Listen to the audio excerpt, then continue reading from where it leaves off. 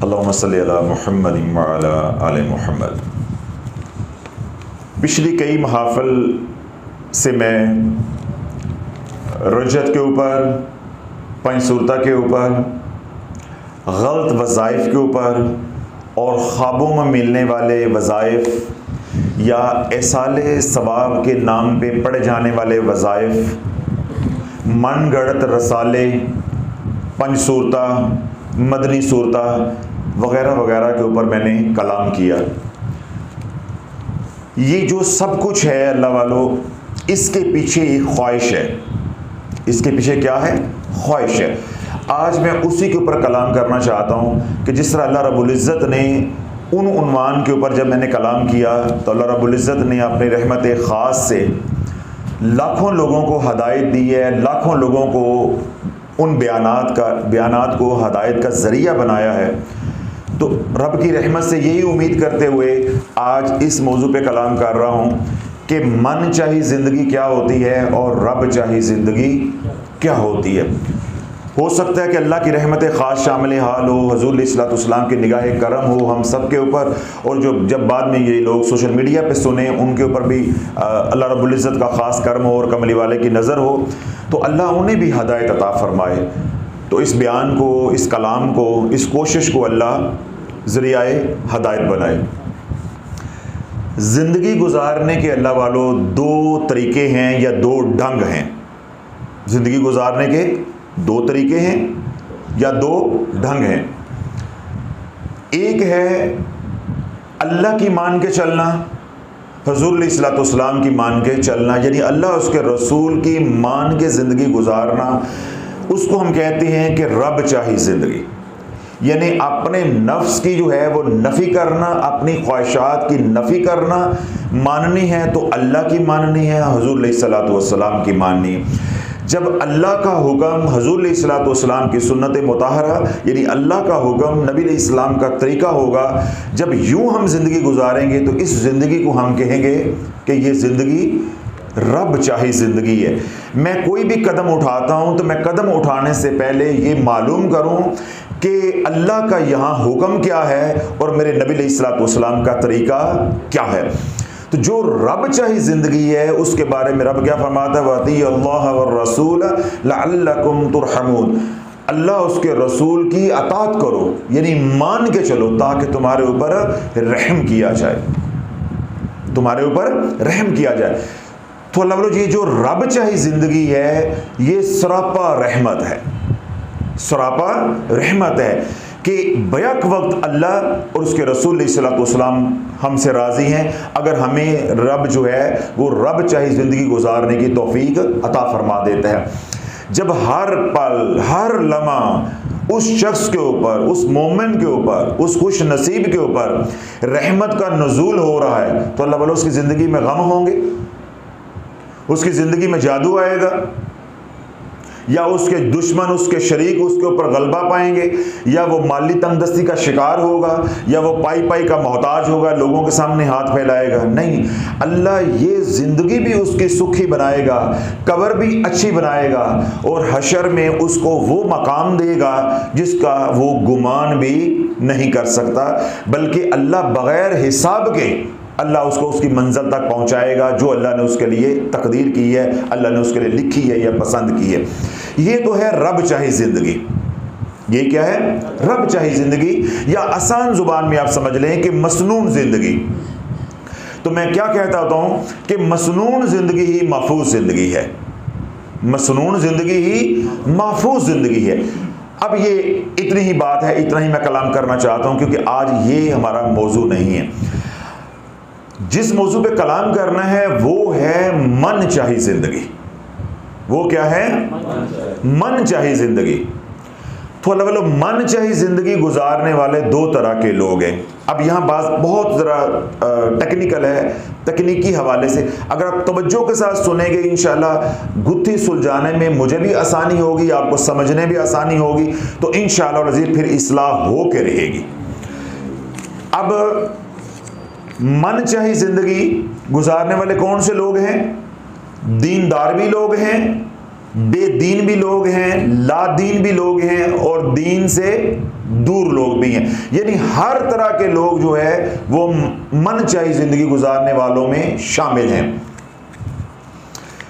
ये हरगिज नहीं मेरे कहने का मतलब कि जितना भी दीनदार तबका है या मजहबी तबका है वो रब चाही जिंदगी गुजार रहा है। अल्लाह वालों, अगर मजहबी तबका या दीनदार तबका वाकई दीनदार होता तो हम दुनिया के इमाम होते, दुनिया के इमाम होते। मैं सिर्फ एक बात इशारतन कहता हूं, देवबंद हजरात हैं, कितनी उनकी अक्सरियत है या कितने उनके मुक्तदी हैं, चाहने वाले हैं या उनके मसलक के लोग हैं, और कितनी जमातें काम कर रही हैं, कितने मदारस हैं, कितनी मसाजिद हैं, और कितना दावत व तबलीग का काम हो रहा है। अगर वही दीन पे होते अल्लाह वालों हम दुनिया के इमाम होते। बरेलवी हजरात हैं, कितना हल्का हबाब है, कितनी उनकी अक्सरियत है, उनका दावत व तबलीग का काम है, मदारस हैं, मसाजिद हैं। अगर वो ही दीन पे होते, रब चाही जिंदगी गुजार रहे होते, हम दुनिया के इमाम होते। मैं पाकिस्तान की बात नहीं कर रहा, दुनिया की बात कर रहा हूं। ऐसे ही दूसरे मसाले के हैं, दूसरे फिरके हैं या जमातें हैं। तो इसका क्या मतलब है कि इस वक्त अल्लाह वालों कोई एक जमात भी नहीं है जिसकी आप मिसाल दे सकें कि सबको छोड़ो इनके पीछे आ जाओ। कोई एक मिसाल देने के लिए भी जमात नहीं है। यानी उम्मत का हाल इस वक्त ये है। हाँ, ये आप जरूर कह सकते हैं हर ग्रोह के अंदर, हर जमात के अंदर, हर मसलक के अंदर, हर फिरके के अंदर कुछ अच्छे अच्छे लोग हैं जिनकी बरकत से सूरज जो है वो मशरक से तुलू होता है और मगरब में गुरूब होता है। मिन हैसुल जमात आप नहीं कह सकते कि फलां जमात जो है वो मिसाली है, कामयाब होगी, दुनिया में भी और आखिरत में भी कामयाब है, इस जमात में आ जाओ। जब किसी भी जमात में, चाहे वो ये जमात है यानी तरीकत के लोग हैं, चाहे शरीयत के लोग हैं, अल्लाह वालों अंदर घुसते जाओगे गंद निकलता आएगा, घुसते जाओगे गंद निकलता आएगा। आपको पता चलेगा कि सिर्फ ये दाढ़ी टोपी है, अंदर कोई शय नहीं, कई शय नहीं अंदर है। ये सिर्फ नाम के मुसलमान है, ना इनकी कोई जुबान है, ना इनके कोई मामलात हैं। हाँ, ये है कि मजहबी जमातों के अंदर सजदों पे जोर है, नमाजों पे जोर है, शलवार जमीन से फुट ऊंची करने पे जोर है। लेकिन अगर आप उनके मामलात को देख लो तो आप कहोगे कि इनको मुसलमान क्या कहना है, ये तो कुफार मुशरिकीन से भी बदतर हैं, ये कुफार मुशरिकीन से भी बदतर हैं। मेरे शेख रहमतुल्लाह अलैह यही बात फरमाते थे कि या अल्लाह जिनको ईमान दिया है उनको किरदार दे दे, और जिनको किरदार दिया है उनको ईमान दे दे। तो अल्लाह वालों आज यहूदो नसारा के पास किरदार है, ईमान नहीं है। उनको अल्लाह हवा चला दे ईमान की, आज ईमान मिल जाए तो अल्लाह वालों कैसे मुसलमान बन जाएंगे, कैसे मुसलमान बन जाएंगे। हमें ईमान मिला है, हमारे पास किरदार नहीं है। कोई जमात तरीकत की है, शरीयत की, मैं कह रहा हूं कोई नाम लें आप मेरे सामने खड़े होके कि जी फलां जमात है, उसमें आपको पूरा दीन नजर आएगा। अल्लाह वालों आलमे दीन में दीन नजर नहीं आता, मशाइख में, पीर में दीन नजर नहीं आता। मैं तो मुक्तदियों की बात कर रहा हूं, मैं तो पैरोकार की बात कर रहा हूं। तो फिर क्या है, इनफरादी लोग हैं, रोने वाली आंखें हैं, अच्छे लोग हैं, उनकी बरकत से ही हम जो है वो चल रहे हैं, खा पी रहे हैं और ज़िंदगी की बहारें जो वो देख रहे हैं, उनकी दुआओं के सदक़े। वगरना जमात के तौर पे कोई जमात ऐसी नहीं है जिसको मिसाल के तौर पे यूं ज़माने के सामने पेश किया जाए कि अगर तुमने इस्लाम पढ़ना है तो कुरान और हदीस पढ़ो, अगर इस्लाम देखना है तो इस जमात को देख लो। ये हमारे पास नहीं है। आज हमारे पास इस्लाम है, मुसलमान नहीं है। बात समझ आ रही? इस्लाम है, लंबी लंबियां गल्लां हैं, लंबियां लंबियां कराई जाओ, वो सब कुछ है, लेकिन हमारे पास मुसलमान नहीं है, मुसलमान नहीं। यानी धरती से मुसलमान खत्म होता जा रहा है। इस्लाम तो है, वो तो क़यामत तक रहना है, उसमें तो ज़ेर ज़बर का फ़र्क नहीं आ रहा। तो अल्लाह ये कहने का मेरा हरगिज़ मतलूब नहीं है या मकसूद नहीं है कि दीनदार तबका मनचाही ज़िंदगी नहीं गुजार रहा। दीनदार तबका भी मनचाही ज़िंदगी चाहता है, बिल्कुल ऐसे जैसे लादीन और बेदीन मनचाही ज़िंदगी चाहता है। अब अब लादीन में जो कुफार मुशरिकीन है उनको निकाल दें, वो हमारा मौजू नहीं है, ताकि बात मुख्तसर हो जाए। हम पहले अपनी इस्लाह चाहते हैं। अब जब भी मैं लफ्ज़ इस्तेमाल करूंगा दीनदार तबका, तो उससे क्या मुराद होगी? मुसलमान। दीन से दूर जब मैं लफ्ज़ इस्तेमाल करूंगा तो उससे मुराद क्या होगी? कि मुसलमान, लेकिन वो बेअमल है बिल्कुल। ये जो तबका है खुश नसीबों का, जो रब चाही ज़िंदगी गुजार रहा है, ये बात भी हमारी क्या हो गई है? मुकम्मल।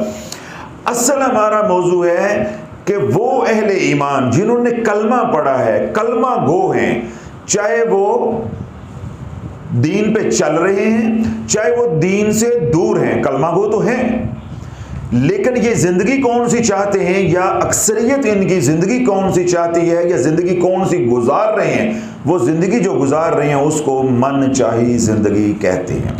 तो जो मैं आपको समझाना चाहता हूँ वो बात, नुक्ता या वो बात ये है, अल्लाह वालों, मन चाही ज़िंदगी का अंजाम बहुत बुरा है, और उसी अंजाम की तरफ दीनदार तबका बढ़ रहा है, और उसी अंजाम की तरफ जो दीन से दूर तबका है वो बढ़ रहा है। कैसे? जो दीन से दूर तबका है, लुच्चे, लफंगे, बदमाश, उबाश, उनके पास क्या है? जिस्मानी ताकत है। वो क्या कहते हैं? लुटांगे ते खावांगे, कमाएगी दुनिया खाएंगे हम, यानी हमने खुद कमाना नहीं, हम लोगों को लूट के खाएंगे। अब क्या करते हैं? वो डकैती करते हैं, चोरी करते हैं, किसी से उधार लेते हैं, खा जाते हैं, जेबें काटते हैं, लोगों को नुकसान पहुंचाते हैं। तो अल्लाह वालों, मुझे ये बताओ कि कभी किसी डाकू के घर दिया जला है? डाकू के घर कभी दिया जला है? तो जिसके घर दिया नहीं जल रहा उसकी कब्र पे दिया जलेगा? डाकू ने आज डाका डाला या डालने में कामयाब हो गया, जरूरी तो नहीं है डाका डाला तो कामयाब भी हो जाएगा। चोर ने नकब लगाई तो जरूरी तो नहीं है वो कुछ लूटने में या चुराने में कामयाब हो जाएगा, ये जमाना तो नहीं है।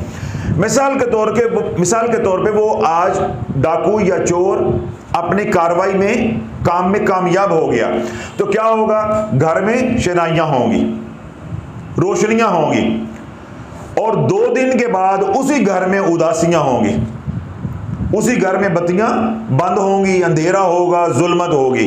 यानी अगर कहीं डकैती कर ली, किसी से पैसा लूट लिया, किसी से उधार ले लिया, किसी पे गन पॉइंट से छीन लिया, किसी से भत्ता ले लिया, किसी से कर्जा लेके हड़प कर लिया, यानी किसी भी तरीके से माल किसी का सल्ब कर लिया, तो क्या होगा कि 2-4 दिन के लिए तो बड़ी शहनाइयां होंगी, खुशियां होंगी, मुजरे होंगे, नाच गाना होगा, और 2 दिन के बाद फिर क्या होगा? उदासियां होंगी, घर में जो है वीरानियां होंगी, बत्तियां गुल होंगी, चिराग गुल होंगे, फिर वही रोना होगा कि रोटी नहीं है, रोटी नहीं है, रोटी नहीं है। तो अर्ज करने का मकसद ये है कि कभी भी उस घर की पूरी नहीं पड़ती। अब तवज्जो रखिएगा, शेख सादी रहमतुल्लाह अलैह ने हकायत सादी के अंदर एक हकायत को बयान किया है कि बाप अपने बेटे को कहता है कि आज तैयारी कर लो, रात को हमने चोरी करनी है। अपना नौजवान बच्चा है, बाप बेटा चोर हैं, तो बाप बेटे को क्या कहता है कि तैयारी कर लो, आज रात हमने चोरी करनी है। तो बेटा आगे पूछता है अपने बाप से कि किन के घर नकब लगानी है, चोरी करनी है। बाप कहता तू तैयारी कर ले, बड़ा मोटा घर ढूंढिया है, मोटी पार्टी ढूंढी है। अब दोनों बाप, जो उनकी तैयारी होती है चोरों की, जो उन्होंने साजो सामान लेना होता है, उन्होंने लिया। अब रात के आखिरी पहर जब अंधेरा छा गया, अंधेरा गहरा हो गया, अब दोनों जो है उस घर को लूटने के लिए चल पड़े। जब उस घर के करीब पहुंचे तो बाप ने कहा वो जो दिया जल रहा है ना, वो जो बत्ती जल रही है, वो जहां रोशनी है, उस घर को लूटना है। जट सब जाग रहे हैं, किस घर को लूटना है?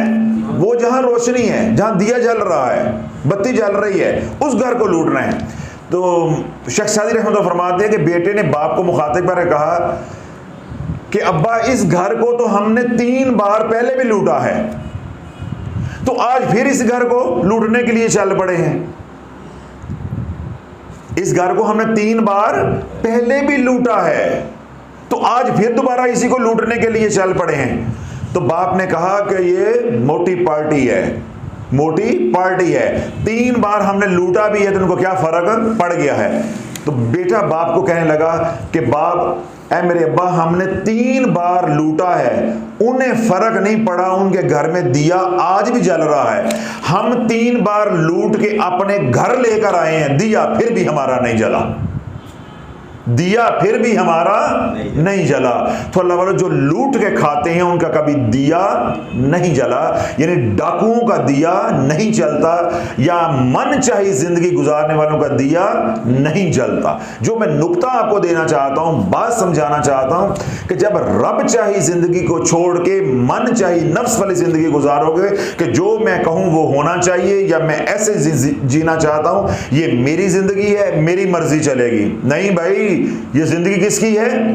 अल्लाह की। मर्जी भी अल्लाह की होगी। लहू मुल्कुस समावाति वल अर्द युही व युमीत व हुवा अला कुल्लि शैइन कदीर। जमीन व आसमान पे अल्लाह का राज है, जिंदगी भी वो देता है, मौत भी वो देता है, हर चीज उसी के कब्ज़े कुदरत में है। जिंदगी का मालिक भी अल्लाह, मौत का मालिक भी अल्लाह। और आज हम क्या कह रहे हैं? मेरा जिस्म मेरी मर्जी, मेरी जिंदगी मेरी मर्जी। तो रब कहता है फिर मेरा जिस्म मेरी मर्जी वाला काम करना है, इस नजरिए फलसफे पे चलना है, या मेरी जिंदगी मेरी मर्जी वाले फलसफे पे चलना है, तो तेरे घर दिया नहीं जलने दूंगा, तेरे घर दिया नहीं जलने दूंगा। तो अल्लाह वालों, जिसकी जिंदगी के अंदर उसके घर में दिया नहीं जल रहा, मरने के बाद उसकी कब्र पे दिए जलेंगे। ये मजमून समझ आ गया? इसको भी अब छोड़ दे, ये बात भी मुकम्मल हो गई। अब है दीनदार तबका, जिसने अपनी बेदीनी की वजह से दीन को बदनाम किया हुआ। असल मौजू ये है, ये सारी मैंने तमहीद बांधी है इस नुक्ते पे आपको लेके आने के लिए। मैंने धीरे धीरे इस तबके को भी समझा दिया, इसको भी अलग किया है, कुफार मुशरिकीन को भी अलग किया है, फिर कलमा गो जो बदमाश लुच्चे लफंगे डाकू हैं उनको भी निकाला है। अब मैं सिर्फ किन से मुखातिब हूं? जो सोमो सलात का पाबंद तबका, जो दीनदार तबका है, वो इतना बेदीन है कि उसकी बेदीनी दीन को उठने नहीं दे रही, उसकी बेदीनी दीन को उठने नहीं दे रही। ये तबका जो जमातों के अंदर लगा हुआ है, तबलीगी जमातों में लगा हुआ है, पीरों के पास है, खानकाहों से जुड़ा हुआ है, अल्लाह वालों, अगर ये दीन पर आ जाए तो इनकलाब बर्पा हो जाए। सबसे बड़ा मसला इस तबके ने पैदा किया हुआ है, सबसे बड़ा मुजरम ये तबका है। ये जो लोग रब चाही जिंदगी गुजार रहे हैं, ये इनके लिए भी मसला बनाता है, परेशान उनको करता है। और ये लोग जो डाकू डकैत हैं, चोर चक्के हैं, औबाश हैं, बदमाश हैं, उनको भी दीन की तरफ आने नहीं देता। ये दरमियान में ऐसा तबका बदनसीब है कि कहने को देखने को दाढ़ी टोपी वाला, सोमो सलात वाला, बिस्तर लेके तबलीग करने वाला, खानकाहों में अल्लाह की ज़रबें लगाने वाला, लेकिन जितना बड़ा ये बेदीन तबका है उतना डाकू दीन को नुकसान नहीं पहुंचा रहा जितना ये तबका पहुंचा रहा है। क्यों डाकू और नुकसान पहुंचा रहे हैं? अपनी जात को नुकसान पहुंचा रहा है, या जिसको वो लूटता है उसको नुकसान होता है, उसका दीन के साथ कोई ताल्लुक नहीं है। एक डाकू है, लुच्चा लफंगा है, जेब पुत्र है, आपकी गली में रहता है, आपको मालूम नहीं ये कैसा है। और एक हमारे जैसा बंदा रहता हो और काम अंदर 2 नंबर करे, तो मत बताओ उसको नुकसान नहीं इतना होगा जितना वो दीन को नुकसान पहुंचाएगा, यानी दीन की अशात को नुकसान पहुंचाएगा।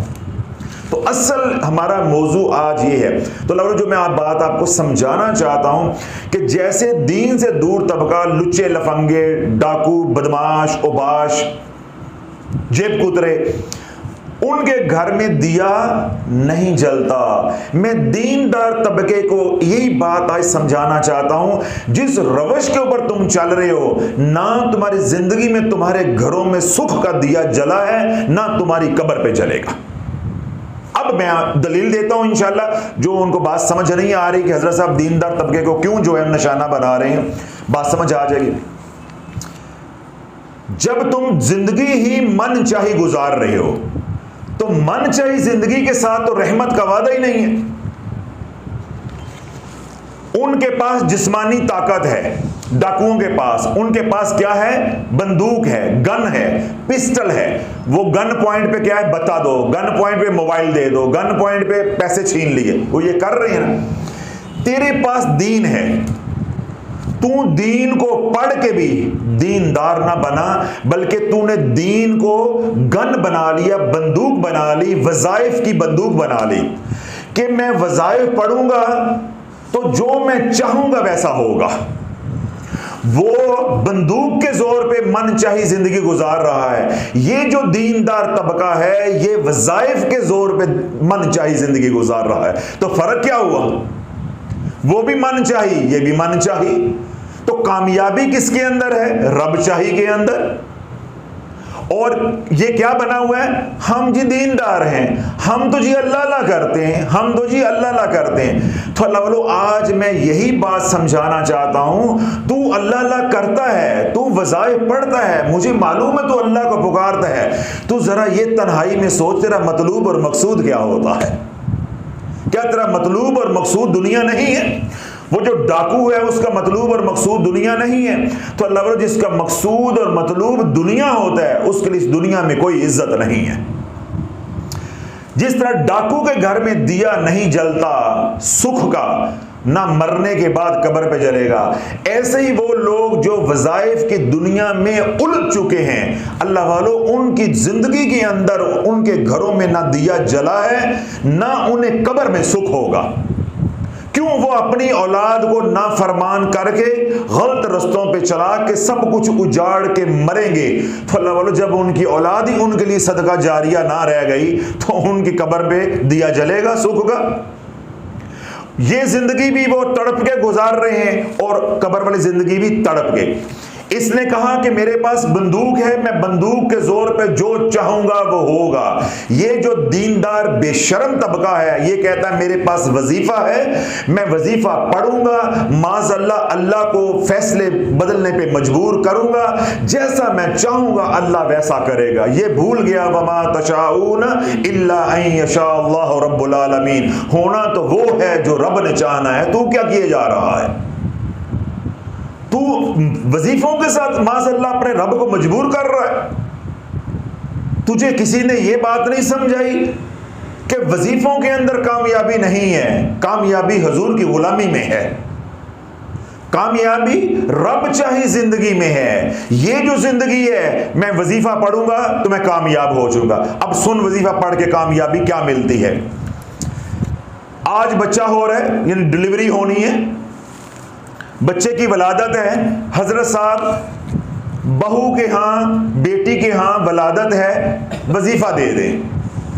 तेरी तो वलादत भी वजीफे से हुई है। जाग रहे ना सरवर साहब? वलादत है बच्चे की, क्या कर दें? वजीफा दे दें। पीर ने वजीफा तवीज़ बना के दिया, एक कुड़ी दी रान पे बन देना। बेशर्मा, तू तो वजीफों की पैदाइश है, तवीज़ों की पैदाइश है। अब वो बच्चा दुनिया में आ गया, लड़की है या लड़का है, वो दुनिया में आ गई। हजरत साहब बच्चा दूध नहीं पीता, वजीफा दे दे। जरा जागते रहिएगा। मैं इस दीनदार तबके का जो ऊपर इसने नकाब डाला हुआ है, ये जरा मैं खींच के उतारता हूं, इसकी असल शक्ल आपके सामने भयानक आएगी। आपको पता चलेगा कि यही तबका है जो दीन को आगे बढ़ने नहीं दे रहा। ये मन चाही जिंदगी गुजार रहा है और लबादा किसका ओढ़ा हुआ है? हम हुजूर के गुलाम हैं। हुजूर के गुलाम तो हुजूर की रजा पे राजी होते हैं, अल्लाह की रजा पे राजी होते हैं। तो तू क्या कर रहा है? हजरत साहब वजीफा दे दो, बेटी के घर वलादत है, बहू के घर वलादत है, पहला वजीफा, पहला तवीज़। बच्चा दुनिया में आ गया, हफ्ता 10 दिन अभी गुजरे नहीं है। जो नबी का तरीका है, ना अच्छा नाम रखा और ना अकीका किया, यानी जो मसनून काम है वो नहीं सही करने।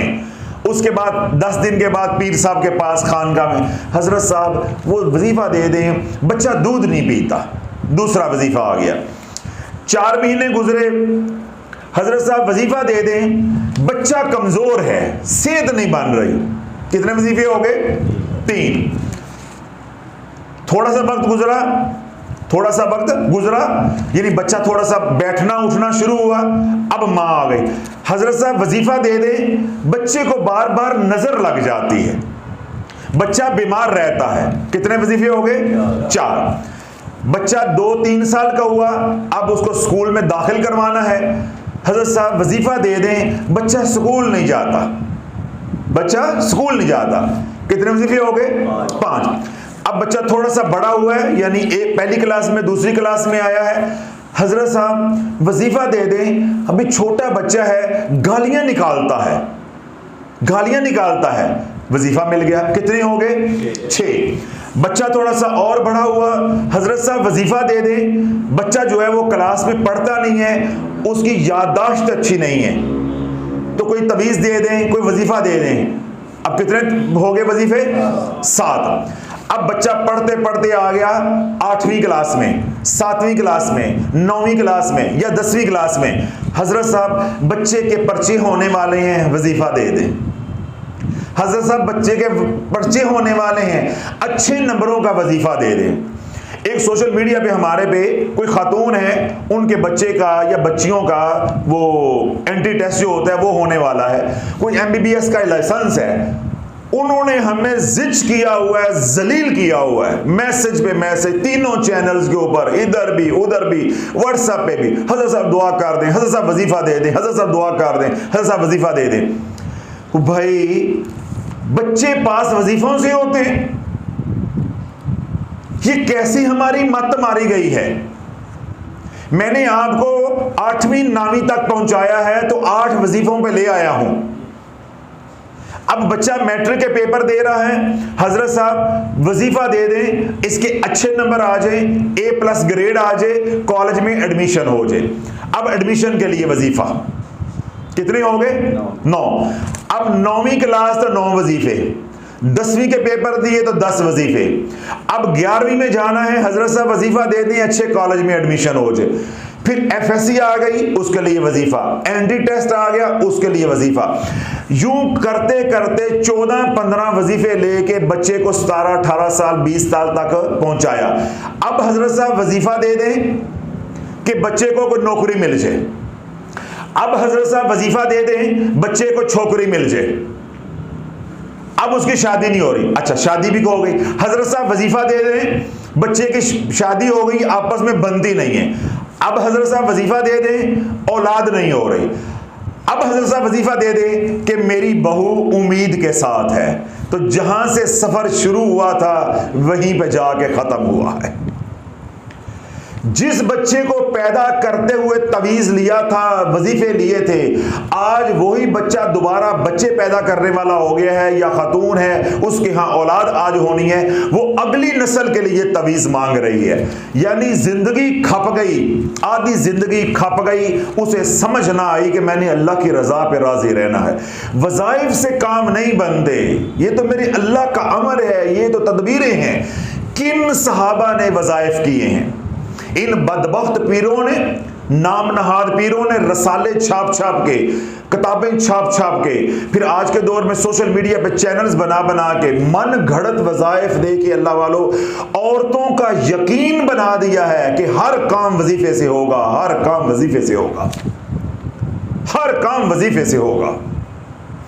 अल्लाह के नबी अलैहिस्सलाम ने सहाबा का, अपने गुलामों का यकीन बनाया था कि हर काम नमाज से होगा, हर काम दुआ से होगा, हर काम सदके से होगा।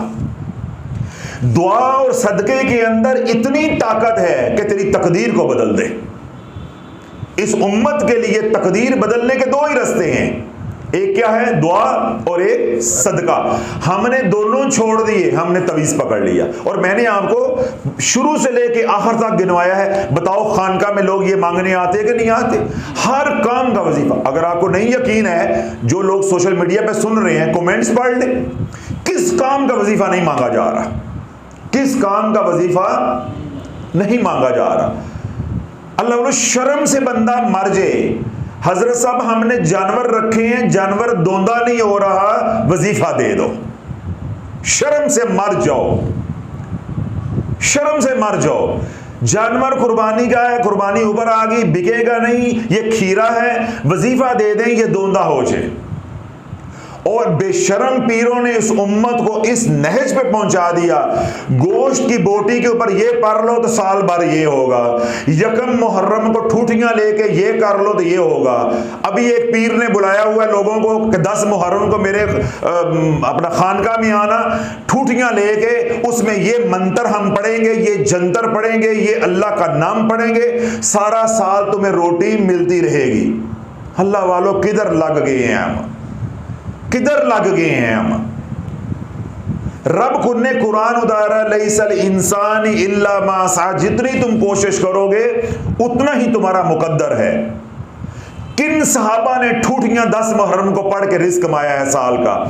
किस सहाबा ने जो है गोश्त की बोटियों के ऊपर दम करके खाया है? कौन से सालहीन ने खाया है? झूठे हवाले घड़ के अपनी दुकानदारियां, अपने चैनल जो है वो चला रहे। उसका नतीजा क्या निकला? जब वो बरसों मेहनत हुई तो हमारी औरतों का यकीन बन गया। कैसा यकीन बन गया? मैं जरा आईना दिखा देता हूं, आपको पता चलेगा हमारी औरतों का कितना यकीन। जिस तरह आज पाकिस्तानी मर्दों का यकीन है कि हराम कमाएंगे तो बड़ी गाड़ी आएगी, हराम कमाएंगे तो कोठी बनेगी, हराम कमाएंगे तो बंगला बनेगा, हराम कमाएंगे तो बच्चे इंग्लिश मीडियम स्कूल में पढ़ेंगे। ओ बाबा, हराम ना कमाएं तो मौजें नहीं होती, हलाल में पूरी नहीं पड़ती। बताओ कौन सा दुकानदार ये फिक्रा नहीं बोलता? कौन सा मुलाजिम ये फिक्रा नहीं बोलता? ओ भाई, तनख्वाह में पूरी नहीं पड़ती, लेना पेंदा है। दुकानदार क्या कहता है? भाई हलाल कमा के पूरी नहीं पड़ती, सौदा पूरा तोल के पूरी नहीं पड़ती, पेट्रोल पूरा दे के पूरी नहीं पड़ती। आज मर्दों का, पाकिस्तानी मर्दों का ये यकीन बना है कि नहीं बना? अल्लाह की कैसी फटकार है, हलाल पे यकीन ना बना, हराम पे यकीन बन गया। दीने मुस्तफ़ा अलैहिस्सलाम हलाल पे यकीन बनाने के लिए आया। इतनी इतनी बड़ी दाढ़ियां, हराम खाए जा रहे हैं, हराम कमाए जा रहे हैं और हराम खिलाए भी जा रहे हैं। यकीन बन गया है कि सूद लेंगे तो काम चलेगा, सूद देंगे तो काम चलेगा, सूद होगा, सूद का पैसा होगा, बैंक की लिमिट होगी तो कारोबार होगा, फैक्ट्री चलेगी। यकीन बन गया है। अब कोई कारोबारी बंदा है वो सोच भी नहीं सकता कि 2 नंबर काम मैं ना करूं तो मेरी पूरी नहीं पड़ेगी। अल्लाह वाले 2 नंबर काम करके पूरी पड़ती है या 1 नंबर काम करके पूरी पड़ती है? हलाल में बरकत होती है या हराम में बरकत होती है? तो जब आप कह रहे हैं हलाल में बरकत होती है तो फिर ये क्यों कहते हो ओ भाईजान हलाल ना पूरी नहीं पहनती, इधर मेरे सामने कह रहे हो कि हलाल से पूरी पड़ती है। जब दुकान भी होते हो तो हम आपको कहते हैं सौदा पूरा दो, तो आप कहते हैं जी हलाल से पूरी नहीं पड़ती। ओ भाई 1 नंबर बेच के पूरी नहीं पहनती। अगर मुलाजमीन के पास चले जाओ तो वो कहते हैं तनख्वाह से पूरी नहीं पड़ती। तो लवलो जब हराम पे मर्दों का ये यकीन बना है, ऐसा ही पुख्ता यकीन हमारी औरतों का अमलियात के ऊपर बन गया, वज़ाइफ के ऊपर बन गया, तावीज़ात के ऊपर बन गया कि हर काम मेरा हो के रहेगा, ये तावीज़ दे, ये वजीफा, ये वजीफा, ये वजीफा। फिर क्या हुआ कि रब के फैसले तो अटल हैं, अपनी जगह पे है। वो औरतें जो वज़ाइफ के ऊपर इतना यकीन रखती हैं, अल्लाह वालों, अगर उनका अपने यकीन का 100वां हिस्सा नमाज के ऊपर होता, उनकी जिंदगी अजीरन ना होती, उनकी जिंदगी अजाब ना होती। 100वां हिस्सा नमाज के ऊपर ध्यान होता। नमाज का ध्यान नहीं है, सदके का ध्यान नहीं है, नमाज के बाद रो रो के अल्लाह को मनाने की तरफ ध्यान नहीं है। ध्यान किधर है? हजरत साहब वजीफा, हजरत साहब वजीफा, एदे नाल मैं ए भी पढ़ सकनी है, एदे नाल मैं ए भी पढ़ सकनी है। अब जो वज़ाइफ पढ़ने वाले लोग हैं उनमें 95% औरतें हैं। वज़ाइफ पढ़ने वालों में 95% कौन है? औरतें हैं। और मैंने पैदाइश से लेके, औरत की पैदाइश से लेके दोबारा अगली नस्ल की पैदाइश तक आपको वज़ाइफ गिनवाए हैं। हर काम वजीफे का मोहताज हो गया है, हर काम वजीफे का मोहताज हो गया। मेरा सिर्फ सवाल ये है, इस बात को छोड़ दे, इसके पीछे ना छुप कि जी हम अल्लाह को पुकारते हैं। मुझे ये बता कि ये ऐसे अल्लाह को पुकारना तेरे नबी का तरीका है, सहाबा का तरीका है, सालहीन का तरीका है? हाँ, ये तरीका है आजकल के डब्बा पीरों का। नाम नहाद पीरों का, जिन्होंने खानकाह बनाई, जिनके पास रहने को कुल्ली नहीं थी, आज अरब खरपति बन गए, लैंड क्रूजर गाड़ियों पे फिरते हैं। किस लिए? वजीफे बेच बेच के, वजीफे बेच बेच। अल्लाह वालों, पीरों का क्या काम है वजीफे देना? उसका नतीजा अल्लाह वालों क्या निकला है? अब जो हमारे जैसे लोग इसकी मुजम्मत करते हैं कि ये काम अल्लाह वालों नहीं करने वाला, ये खवास का काम है, ये अवाम का काम नहीं है अमलियात के अंदर आना या वज़ाइफ पढ़ना। तो आपने मुआलज नहीं बनना, आप मरीज हो, आप इलाज करो, बात खत्म हो जाए। तो आज क्या है कि जब एक माहौल बन गया है, एक माहौल बन गया है, अल्लाह वालों उस माहौल का खतरनाक नतीजा क्या निकला है कि हमारी खानकाहों के अंदर से तज़किया नफ्स जो उनका मजमून था वो निकल गया, खानकाहों के अंदर वज़ाइफ आ गए हैं। अवाम आती वजीफा लेने के लिए, अवाम आती तवीज़ लेने के लिए, अवाम आती दम कराने के लिए। जितने भी आते हैं वो तालिबे दुनिया होते हैं, तालिबे मौला नहीं होता। हालांकि खानकाहें तो तालिबे मौला के लिए बनी है, पीर एज़ाम औलिया अल्लाह तो तालिबे मौला के लिए होते हैं। ये जो वज़ाइफ वाली दुनिया है इनके लिए तो आमिल होते हैं, वो एक अलग शोबा है। जो शरीयत का इल्म रखते हैं वो आलिम होते हैं, वो एक अलग शोबा है। लेकिन क्या हुआ कि आज हर आमिल जो है तवीज़ धागे वाला, वो क्या बन गया है? पीर बन गया है। इसलिए लोगों को मालूम ही नहीं होता, लोगों के ज़हनों में अब ये बात बैठ गई है, रासख हो गई है कि जो तवीज़ धागा करता है वो पीर होता है। भाई पीर तो वो होता है जो तुझे अल्लाह से मिला दे। तू पैदाइश से लेके अगली नस्ल तक वज़ाइफ पढ़े, बता तुझे अल्लाह मिला है? बोलो। मैंने सारे गिनवाए हैं ना आपको स्टेप बाय स्टेप, पैदाइश से लेके अगले बच्चे की पैदाइश तक, यानी खुद जवान हो गए, आगे बच्चे पैदा कर दिए, तो वहां तक क्या चल रहे हैं? वजीफे। मुझे बताओ अल्लाह मिला है?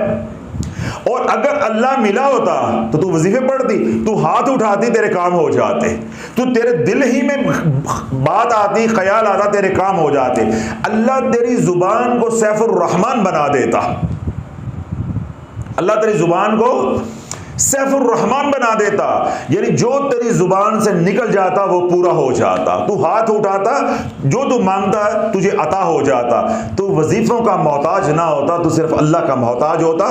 तू अल्लाह का जिक्र करता अल्लाह के लिए, रसूल सल्लल्लाहु अलैहि वसल्लम का जिक्र करता अल्लाह का हुक्म समझ के, कमली वाले की मोहब्बत में। तेरा मतलूब और मकसूद, अल्लाहुम्मा अंत मकसूदी व रिदा का मतलूबी, अल्लाह तू ही मेरा मकसूद है और तेरी रजा मेरा मतलूब है। तूने क्या कर लिया? ए पढ़ांगे तो मुंडा होवेगा, ए सूरत मरियम पढ़ांगे तो कुड़ी होवेगी, सूरह यूसुफ पढ़ांगे ओदा बूथा खूबसूरत होवेगा, किरदार जो है वो बदबख्तों वाला हो जाए, सीरत जो है बदबख्तों वाली हो जाए। वो दुआ नहीं मांगी, दुआ क्या हो रही है? वजीफा किस काम के लिए हो रहा है? मुंडा या कुड़ी खूबसूरत हो जाए, चाहे वो नाच गाने वाले हो जाए, बदकिरदार हो जाए, जिंदगी को अजाब बना दे। और होता भी ऐसे ही है, होता भी ऐसे ही है। जब अल्लाह की रजा वाली जिंदगी यानी रब चाही जिंदगी गुजारोगे, अल्लाह दुनिया भी सुखी कर देगा। जो तेरी तकदीर में लिखा है अल्लाह वो भी देगा। जब तू यूं रातों को उठ के हाथ उठा के नबी की सुन्नत के मुताबिक अल्लाह से मांगेगा तो क्या होगा? जो तेरी तकदीर में अल्लाह ने दुख लिखे हैं अल्लाह वो भी निकालता जाएगा, सुखों में बरकतें भी डालता जाएगा। फिर तू जो और भी मांगेगा अल्लाह वो भी अता करता जाएगा। क्यों? तू कमली वाले की गुलामी में आ गया है। तो सवाल हमारा क्या है कि वज़ाइफ पढ़ना गलत है या सही है? ये हमारा मजमून नहीं है, ये हमारी बहस नहीं है। हम हौसला शिकनी इसलिए कर रहे हैं कि तूने नबी की जिंदगी को छोड़ दिया, तूने मसनून अज़कार को छोड़ दिया, तूने वज़ाइफ की किताबें, अखबार जहां, सोशल मीडिया को पकड़ लिया। तो उसका नतीजा क्या निकला कि हम मन चाहिए जिंदगी गुजारने वाले बन गए। और जाहिर हमने क्या बनाया हुआ है? असी जी बड़ी अल्लाह की मान के गुजारने। तो जो अल्लाह की मान के गुजारता है तो जितना अल्लाह ने दिया उस पर राजी हो जा, जिस हाल में अल्लाह ने रखा उस पर राजी हो जा। जब अल्लाह वालों दीनदार तबका इस तरह वज़ाइफ के जोर पे मन चाही जिंदगी गुजारेगा, अल्लाह दुनिया में जलीलो खार करके मारेगा, जलीलो खार करके मारेगा। शाफी ने 4 महीने से ये सारा कुछ खोल के चौराहे में रख दिया है, चौराहे में रख दिया है। और मेरे पे अल्जाम और बहतान, ये लगता है हजरत साहब आप घरों के अंदर लड़ाइयां डाल रहे हैं, नफरतें डाल रहे हैं। नहीं भाई नहीं, मैं तो कमली वाले की जिंदगी सामने रख रहा हूं। मुझे जवाब चाहिए कि मेरे नबी पे कुरान उतरा था या 5 सूरता। मैंने पिछले बयान में भी आपसे जवाब मांगा था, मुझे जवाब चाहिए।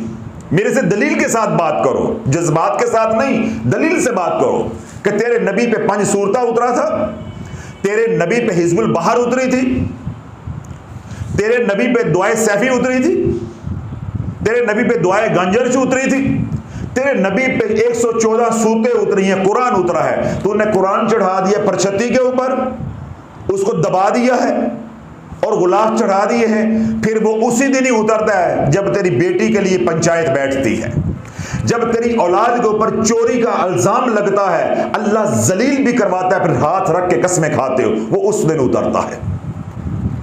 या फिर तेरे घर में कोई जनाजा उठता है तो फिर कुरान उतरता है। तो कुरान की हुर्मत पमाल हो गई, 5 सूरता सर पे चढ़ गया। जी वो कुरान की सूरतें हैं, जी वो कुरान की सूरतें हैं। भाई मैं कब कह रहा हूं कुरान की सूरतें नहीं है। मेरा सवाल यह है कि वो 5 सूरतें अगर कुरान की हैं तो बाकी जो 109 हैं वो किसकी हैं?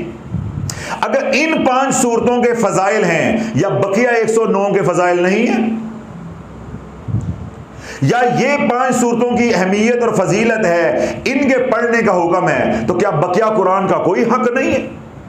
तो मेरी बात शाफी की वही है कि मुझे तूने क़यामत तक मरने से पहले जवाब दे के मरना है कि तेरे नबी पे कुरान उतरा था, मदनी सूरता उतरा था, 5 सूरता उतरा था, या ये वज़ाइफ के रसाले उतरे थे। अगर तुझे मेरा जवाब देने के लिए तेरे पास अल्फाज नहीं है तो फिर तैयारी कर ले। क्या कर ले? तैयारी कर ले। फिर पुल सरात होगा, कमली वाला मुजम्मल की चादर तान के खड़ा होगा, फिर ये नुमाना भी वहीं पे होगा, बात फिर वहां होगी, फिर ये सवाल का जवाब तुझे वहां देना पड़ेगा। उधर मैदाने माशर में तेरा रब पूछेगा कि बता मेरे इस कलाम का कोई हक नहीं था? ऐ बेशर्म मुसलमान, किस रसाले के साथ अल्लाह का वादा है वो शफात करेगा, चाहे वो रसाला मेरा ही हो? किस 5 सूरतें के साथ अल्लाह का वादा है कि वो शफात करेगा? किस मदनी सूरता के साथ अल्लाह का वादा है ये शफात करेगा? ऐ मुसलमान तो डूब के मर जा, जिस कुरान ने तेरी शफात करनी है तूने उसे कहां चढ़ा दिया, और रसाला 55 रुपए का रसाला लेके तू यहां फिर रहा है कि मेरे पीर दा रसाला है, मेरे पीर दा रसाला है, मुझे इसमें नफा बहुत होता है, मेरे काम इससे बनते हैं। ऐ बदबख्त, तेरे कुरान से काम न बने, तेरे रसाले से काम बनना शुरू हो गए। जी रसाले में भी तो अल्लाह का नाम है, तो तुझे कुरान खोलते क्या मौत आती है? क्या सहाबा ने रसाले पढ़े हैं? ये किसका तरीका है? किस तरीके पे हम चल पड़े हैं?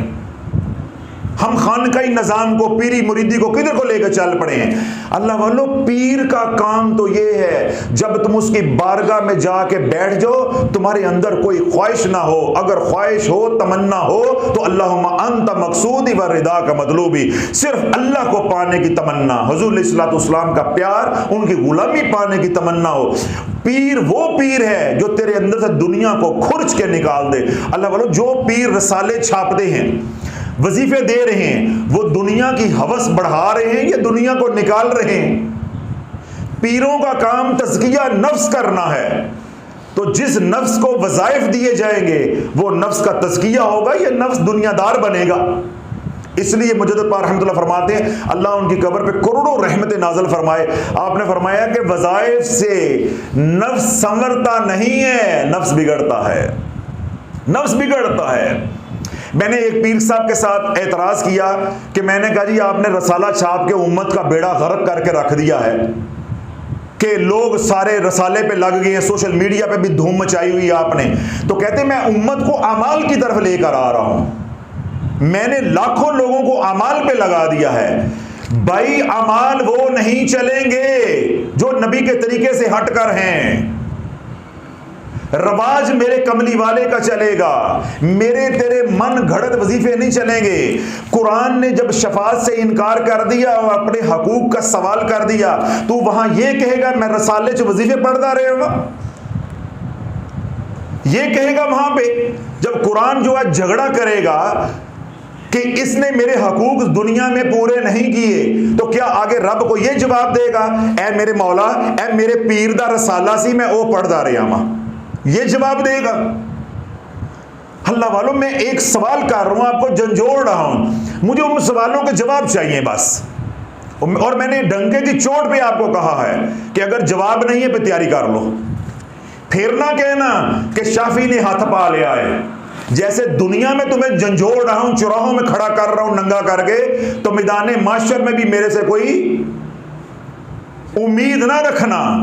वहां अगर सवाल हो गया तो हम तो हुजूर की बारगाह में अर्ज करेंगे, या रसूलुल्लाह, आपकी पकीज़ा जिंदगी इनको दिखाई है, इनको समझाई है, इन तक पहुंचाई है। इन्होंने कहा नहीं, साडे पीर दा रसाला है, साडे पीर ने वजीफा दसिया है, इन्होंने कुरान को नीचा दिखाया है। अल्लाह वालों, जिस घर में कुरान पढ़ा जाता है, मेरे कमली वाले अलैहिस्सलातु वस्सलाम ने इरशाद फरमाया कि जिस घर में कुरान पढ़ा जाता है वो घर यूं चमकता है जैसे जमीन वालों के लिए सितारे चमकते हैं। मुझे बता, किस हदीस में आया है कि तेरे पीर का रसाला चमकता है? तेरे पीर का रसाला चमकता है।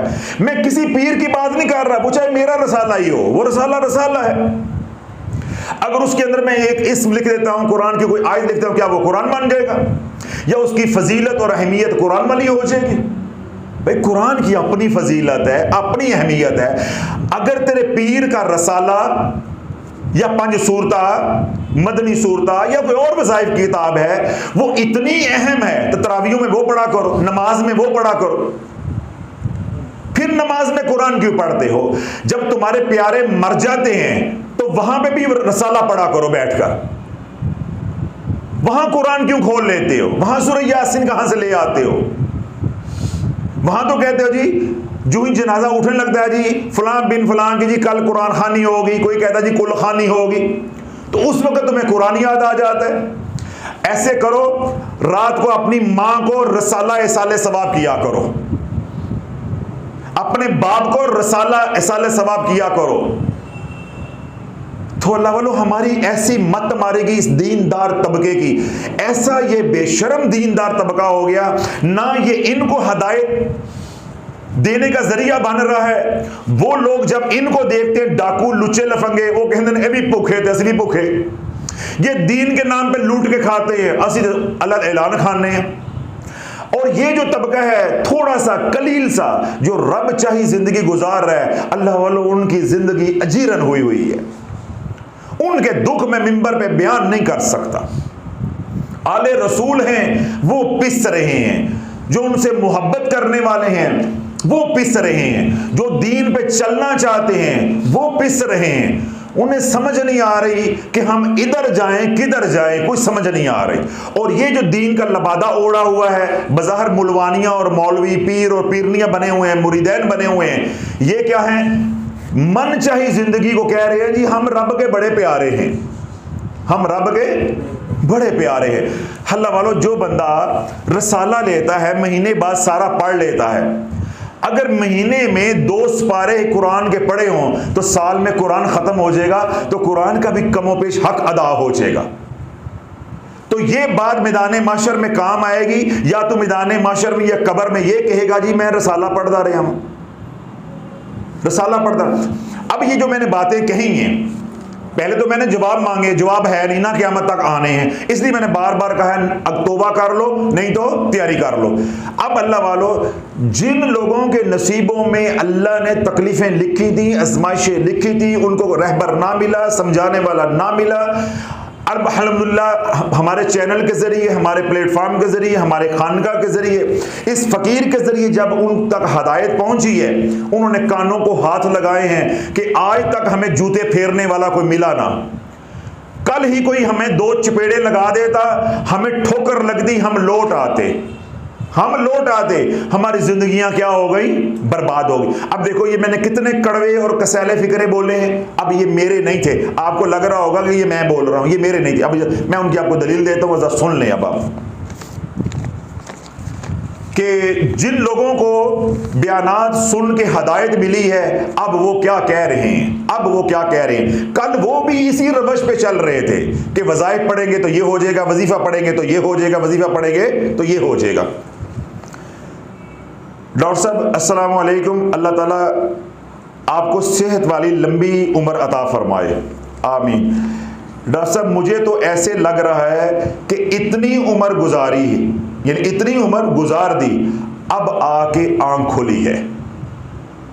ये मैंने आपको क्या कहा था, ये कड़वी बातें मैं नहीं कर रहा, या मेरा एसी में जो पसीना निकल रहा है ये इनके दुख सुन के कि इनकी जिंदगियां बर्बाद हो गई और अभी भी हम भागे जा रहे हैं, भागे जा रहे हैं, भागे जा रहे हैं। बजाय शर्मिंदा होने के, हजरत साहब आप लोगों को जिक्र से मुतनफर कर रहे हैं, हजरत साहब आप लोगों के घरों में लड़ाइयां डाल रहे हैं। भाई मैं लड़ाइयां डाल रहा हूं, मैं किसी का नाम ले रहा हूं? अब मैं आईना दिखा रहा हूं, तो जिस माँ ने घर उजाड़ के रख दिया है, तो क्या मैं उसकी औलाद को ना बताऊं कि तुम्हारे ऊपर जादू नहीं है, तुम्हारी माँ जादूगरनी है। ये दुनिया की हवस की मारी हुई है, इसने वज़ाइफ पढ़ पढ़ के घर बर्बाद किया। मैं क्यों ना बताऊं, मैं क्यों हक को छुपाऊं।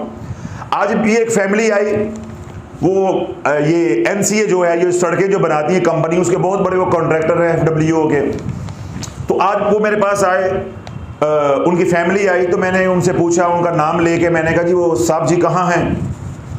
वो कहने लगे जी वो बाबा इसलिए नहीं आए, उनको फालिज हो गया है। अब जरा जागते रहिएगा, जो मुझे कहते हैं जी हजरत साहब लड़ाइयाँ डालते हैं, सुनो लड़ाइयाँ कैसे डलती हैं जी। वो मैंने कहा क्यों नहीं आए, वो जी उनको फालिज हो गया है। फालिज क्यों हुआ है? सूरह बकरा वजीफे के तौर पे घर पढ़ी जा रही है, चिल्ले किए जा रहे हैं।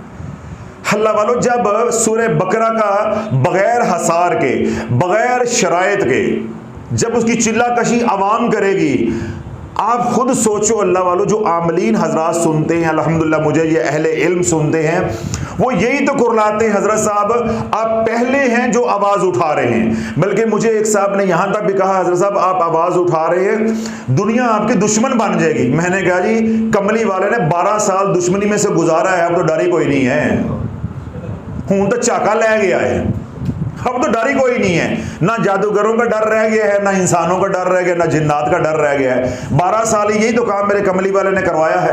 कहाँ हम कुत्ता नहीं हुए, कहाँ हम जलील नहीं हुए, और कहाँ फिर अल्हम्दुलिल्लाह शाफी के नाम के ढंके नहीं अब बज रहे। तो मैंने कहा अल्लाह ने हम सारे रस्तों से, ना हमवारियों से हमें गुजार दिया है, तो इसका तो डर ही नहीं है कि दुश्मन बन जाएंगे। पहले मेरे कौन से सज्जन हैं? हमारे सज्जन तो वो हैं ये जिन्होंने अब एतराफ़ कर लिया है। ये हमारी माएँ हैं, इनकी अजमत को सलाम है। हमारे बुजुर्ग हैं, इनकी अजमत को सलाम है। नौजवान हैं तो हमारा हाथ इनके सर के ऊपर है, हम इनके माथे पे बोसा देते हैं कि इन्होंने छोटी उम्र में एतराफ़ कर लिया अपनी गलतियों का। अल्लाह वालों की भला किसका है? इनका है। मैंने तो एक बयान में भी कहा कि अन्ने वाह पढ़ो, दिन रात पढ़ो, तो कच्चे पाके पढ़ो। भाई मुझे क्या सर दर्द है? अगर मैं कुर्रा रहा हूँ, रो रहा हूँ, चीख रहा हूँ, तो अल्लाह वालों मेरी तुम्हारे से मोहब्बत है कि नुकसान से बच जाओ, ये इबरतनाक अंजाम तुम्हारा होगा। तुम्हें मालूम नहीं है तुम किधर भागे जा रहे हो, किधर भागे जा रहे हो। कुत्ते को जब मारना होता है तो गोश्त में क्या मिला के देते हैं?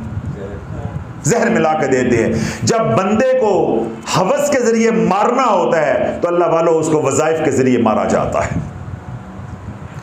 वज़ाइफ की दुनिया, अमलियात की दुनिया में वजीफे को दुआई कहते हैं। कारी साहब, अमलियात की दुनिया में वजीफे को क्या कहते हैं? दुआई। दुआई कौन खाता है? जो बीमार होता है। तो तू ईमान वाला है, तू बीमार कहां से हो गया? तुझे वज़ाइफ की जरूरत पड़ गई है। वो तो कोई ऐसा एक शख्स होता है, किसी पे जादू हो गया, कोई नजर बद आ गई, कोई मामला छोटा मोटा हो गया, उसके लिए अमलियात नबवी हैं, छोटे मोटे वज़ाइफ हैं, किसी से पूछ के 2-4 हफ्ते कर लिए, बस खलास खत्म हो गया। मैंने बताया कि बकरा दोंदा नहीं हो रहा, वेड़ा दोंदा नहीं हो रहा, वजीफा दे दो। समझ आ गई? घर में चाबियां हजरत साहब रखी थी, नहीं मिल रही, वजीफा दे दो।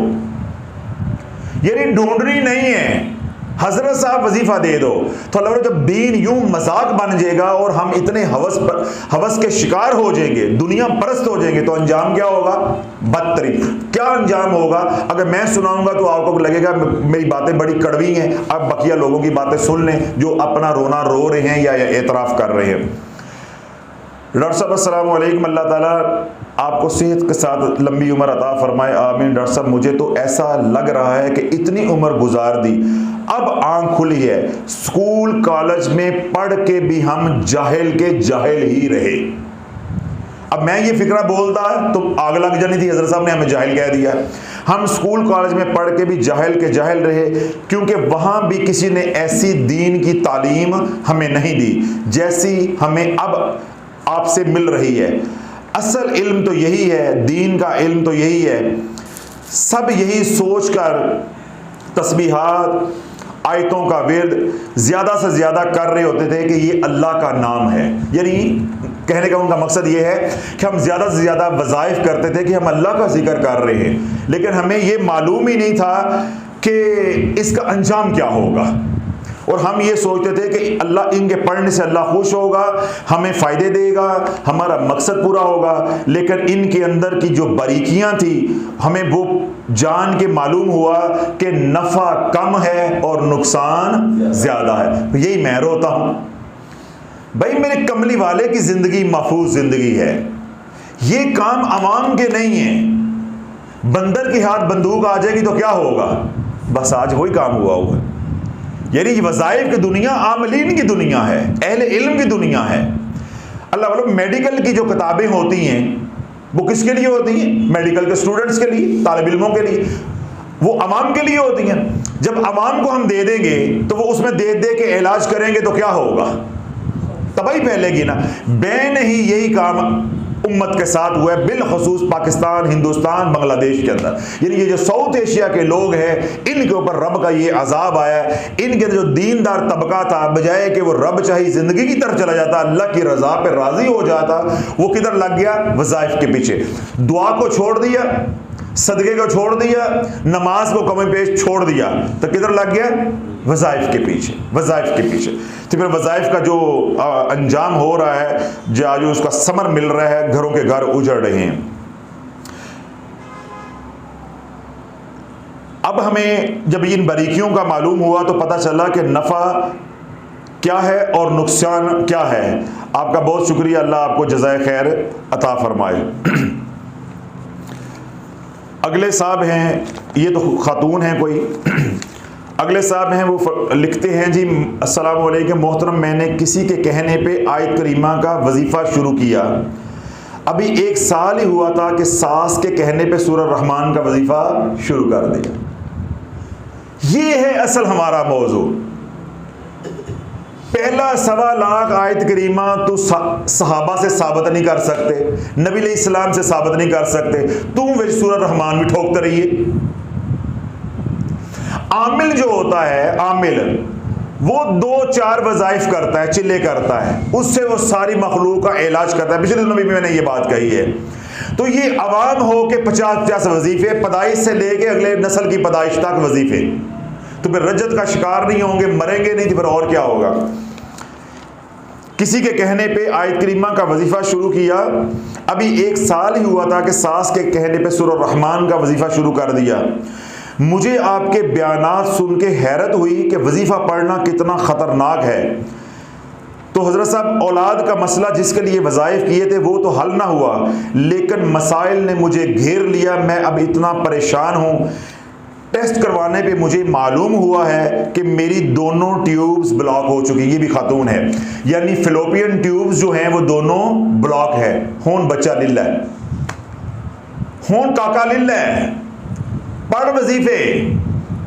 ये हम रोते हैं कि जब वज़ाइफ उल्टे पड़ेंगे फिर ये हो जाएगा, शयातीन तुम्हारी नसबंदी करेंगे, फिर ये हो जाएगा। क्यों? ये अल्लाह की तरफ से तुम्हें, तुम्हारे ऊपर सजा है कि तुम अल्लाह की रजा पर राजी ना रहे। अल्लाह ने कहा फिर लेके दिखा।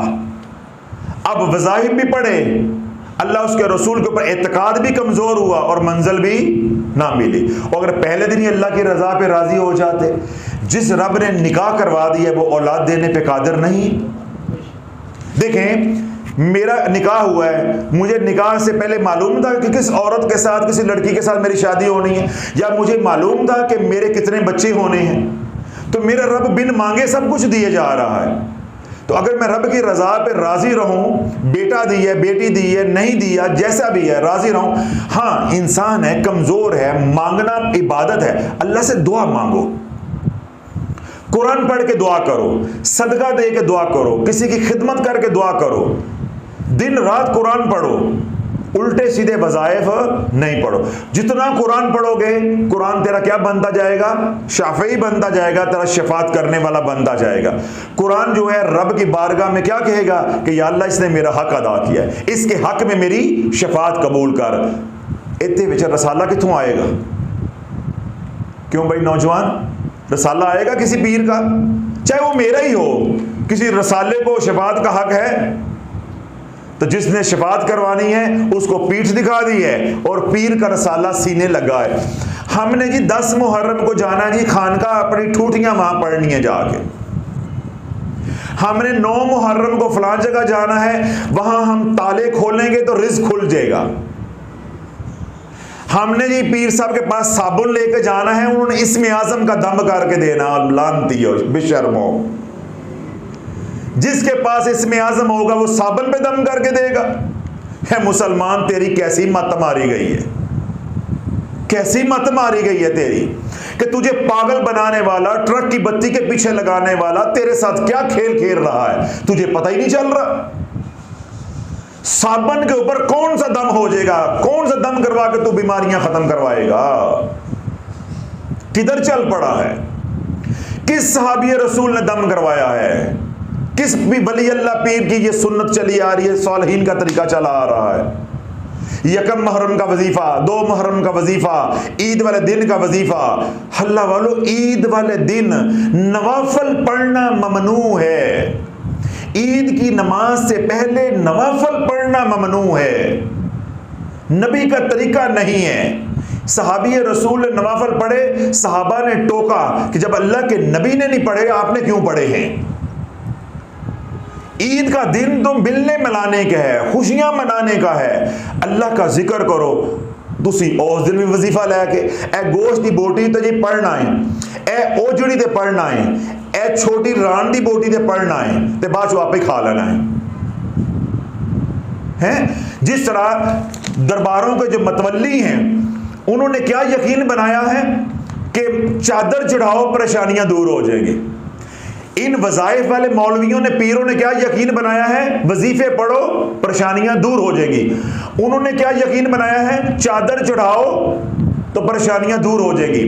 वहां कोई होता मेरे जैसा तो मैं उनको झंझोड़ूं कि बदबख्तो, ये चादर अपनी मां के सर पे दो, ये चादर अपनी बहन के सर पे दे जो बाजार में नंगे सर फिरती है, अल्लाह उसे भी पार लगा देगा, तुझे भी पार लगा देगा। ये चादर बेवा के सर पे दे, ये चादर उसके घर में जाके दे जो कपड़े नहीं सिला सकते, गरीब हैं, यतीम हैं, मस्कीन हैं, उनकी ईद हो जाएगी। जब अल्लाह की मखलूक राजी होगी, अल्लाह तेरे से राजी हो जाएगा, फिर तू जो मांगेगा अल्लाह अता कर देगा। बदबख्ता, तू कहां चादर चढ़ाने के लिए आ गया है? जिंदों का हक है, जो गुजर गए उनका हक है। मज़ार है, ताज़ीम के तौर पे एक चादर जो है उस पर चढ़ा दे ताकि लोग हाथ ना लगाएं, मट्टी ना उठाएं। सिर्फ शरीयत का इतना मसला है, फतावा रज़विया के अंदर आप ये पढ़ सकते हैं। चादर पे चादर, चादर पे चादर, इधर से चढ़ रही हैं, इधर से जा रही हैं, इधर से चढ़ रही हैं, इधर से जा रही हैं। फिर उनके ऊपर चारों कुल लिखे हुए हैं, कुरान की आयात लिखी है, आयतुल कुर्सी लिखी हुई है, वो चमक के साथ, वो सारी चमक गिर रही है, पाँव के नीचे आ रही है। मुसलमान तो किधर चल पड़ा है, किधर चल पड़ा है? मैं दरबार पे जाऊंगा, गले में पैसे डालूंगा तो मेरी मुराद भर आएगी, मेरी परेशानियां दूर आ जाएंगी। बदबख्ता, इसी माल से पैसे, इन्हीं पैसों से घर में फ्रूट लेके जा, राशन लेके जा, अपने बीवी बच्चों को, अपनी मां को खिला। जब वो खा के राजी होंगे अल्लाह तेरे से राजी हो जाएगा। बदबख्ता, तुझे किसी ने समझाया नहीं है? वहां पैसे डाल रहा है तो मां कहती है खर्चा दे दे, बीवी पीछे रो रही है खर्चा दे दे, उससे देने के लिए पैसा नहीं है, मैं मजार पे डालने के लिए जा रहा हूं। क्या बाबा फरीद ने कहा था कि मेरे जाने के बाद मेरे मजार पे चंदा डालना आगे? जिंदों का हक है या मुर्दों का हक है?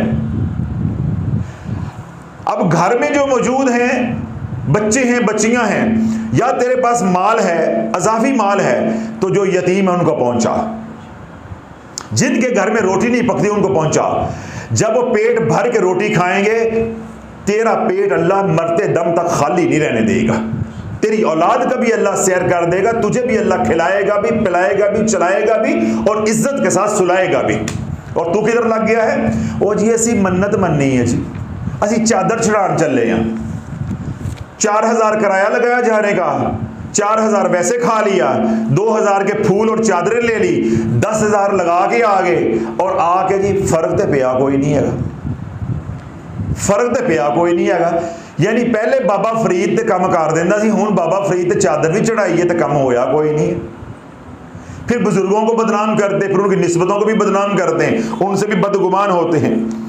फिर क्या होता है कि जब अपनी मन वाली जिंदगी गुजारोगे तो फिर वज़ाइफ करोगे तो क्या होगा? टेस्ट फ्लोपियन ट्यूब्स क्या हो गई हैं? ब्लॉक हो गई हैं, यानी अब कंसीव नहीं हो सकता, प्रेगनेंसी नहीं हो सकती। मैं बहुत परेशान हूँ, प्लीज़ मेरे मसले का मुझे हल बता दी ताकि मेरी परेशानी ख़त्म हो जाए।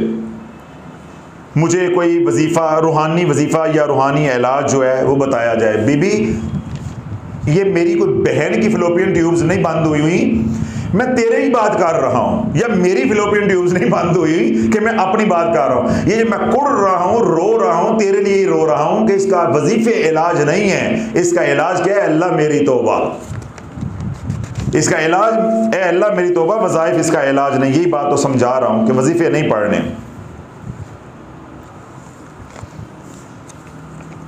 हजरत जी, मैं चलते फिरते दुरूद पाक पढ़ती रहती हूँ। पिछले साल 1 करोड़ की नीयत की। हजरत जी, कुछ दिन पहले बहुत परेशानी थी कि मसला हल नहीं हो रहा था कि मैं क्या पढ़ूँ।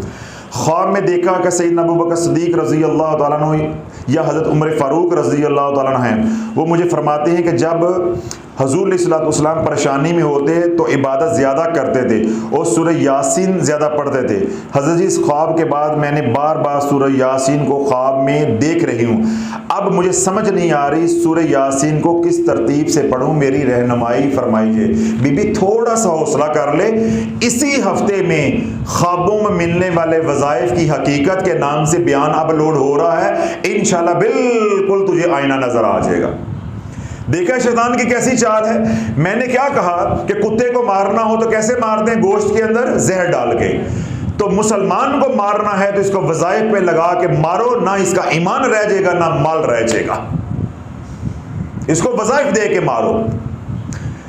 तो जो बेचने वाले हैं उन्होंने क्या बनाया है? यकीन बना दिया है। अब देखें इसमें शैतानी चाल क्या है। मैं इसका जरा पोस्टमार्टम कर दूं, किसी की इस्लाह हो जाए। अब ये खातून पढ़ रही है 1 करोड़ मरतबा दुरूद पाक।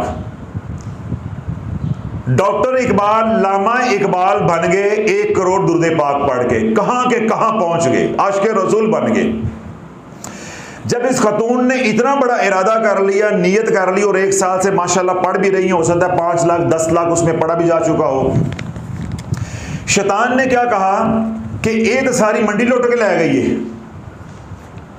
एक बार कहती है अल्लाहुम्मा सल्ली अला मुहम्मद, 10 गुनाह माफ, 10 नेकियां, 10 रहमतें, 10 दर्जे बुलंद। कहती है सल्लल्लाहु अला मुहम्मद, अल्लाह 70 दरवाजे रहमत के खोलता है। कहती है अल्लाहुम्मा सल्ली अला मुहम्मदिन व अला आले मुहम्मद। अल्लाह के नबी सल्लल्लाहु अलैहि वसल्लम ने इरशाद फरमाया, जिसने खड़ी हालत में ये दुरूद पढ़ा अल्लाहुम्मा सल्ली अला मुहम्मदिन व अला आले मुहम्मद, वो बैठेगा नहीं, अभी अल्लाह सारे गुनाह माफ कर देगा। जिसने बैठी हालत में पढ़ा अल्लाहुम्मा सल्ली अला मुहम्मदिन व अला आले मुहम्मद, अभी वो खड़ा नहीं होगा, अल्लाह सारे गुनाह माफ कर देगा। हुन सज्जन आया है, ख्वाबों में सपनों में सज्जन आया है, शैतान आया है। उसने कहा कि ये तो माई मंडी लुट के ले चली है। अब उसने क्या दिखाया है? तो सूरह यासीन पढ़, ताकि ये रब टूट जाए, ये कमली वाले से राबता टूट जाए, ये अल्लाह की सुन्नत जो है जिस पे तू चल रही है ये इससे हट जाए। फिर वजीफे करती रहेगी, वजीफों की तो मंजिल ही कोई नहीं होती। पढ़ती नहीं सूरह यासीन, पढ़ती नहीं सूरह यासीन। अल्लाह वालों, ख्वाब में सिर्फ हुजूर अलैहिस्सलातु वस्सलाम के अलावा कोई महफूज नहीं है। अल्लाह ने जिस तरह अपने दीन को महफूज किया है, ऐसे कमली वाले की सीरत और सूरत को महफूज किया है। शैतान किसी भी तरह हुजूर अलैहिस्सलाम की ज़ाहिरी सूरत को अपना नहीं सकता, अपना नहीं सकता। अब अल्लाह वालों, मेरा दूसरा सवाल यह है, ख्वाब में कौन आया? अबू बकर। ख्वाब में कौन आए? सैयदना उमर फारूक रज़ी अल्लाह ताला अन्हु। बंदो खुदा को जहां वलायत के मकाम की इंतहा हो जाती है, बिलाल साहब जाग रहे हैं, जहां वलायत के मकाम की इंतहा हो जाती है, मकाम सद्दीकियत की इब्तिदा होती है। गौसे पाक बगदाद में हो, किसी अपने मुरीद के ऊपर निगाह कर दें, घर बैठे नमाज दें, जहां उनकी वलायत की इंतहा हो जाती है तो मकाम सद्दीकियत की इब्तिदा होती है। मेरा गौस निगाह करे तो मुसीबतें टाल दे, परेशानियां टाल दे, जिंदगी को बदल दे, तो मेरा सिद्दीक हाथ उठाए तो तेरी परेशानियां रह जाएंगी, उन्हें ख्वाबों में आके वजीफे देने पड़ेंगे। है उम्मत तेरी क्यों मत मारी गई है? तू ठूठियां लेके 9 मुहर्रम को खानकाहों में जाना है, तुझे तो वजीफे मिलने। असी जी ताला खोल दे पे हैं, ये बंदिश खुलती पई है जी, यार रिज़्क खुलता पे है। मेरे घर में 500 ताला है तो 500 मुरीद बैठे ने, सारे खोलो यार, साड़ी भी खुले बंदिश कितरे है, ताकि बड़े बड़े मोटे मोटे सामियां जो है मुरीद यहाँ आए, इधर आए, जो निकले हमें भी कोई लफाफा देता जाए, कोई लाख रुपया, कोई 2 लाख रुपया, कोई 3 लाख रुपया। हमारे पास तो जो भी आते हैं रजत के मारे हुए आते हैं, जिस तरह खारिश वाले कुत्ते होते हैं, खारिश पड़ी होती है, ऐसे इनको रूहानी खारिश पड़ी होती है। ये आते हैं, हजरत साहब मर गए, आंदा तक कराया भी कोई नहीं, वजीफे पढ़ पढ़ के मर गए, ना ईमान होता है और ना माल होता है। हमारे पास तो ये आते हैं। कारी साहब याद रखिए जी, ऐसे 9 मुहर्रम ते तुसी को ठूठी लैके आओ तो एक बड़ा सारा ताला लैके आओ, वारी वारी एक बंदा बंद करिए तो दूजा खोली जाए, एक बंदा बंदिश लगाए जाए तो दूसरा खोली जाए। ओके तेरी खोल गई, ओके तेन लग गई है। मतलब हम भी को खेल शुरू करें ना, क्योंकि जब उम्मत खेल तमाशा पसंद करती है तो हमने मेला लगाना है, तो फिर हमें भी कुछ ऐसा करना पड़ेगा।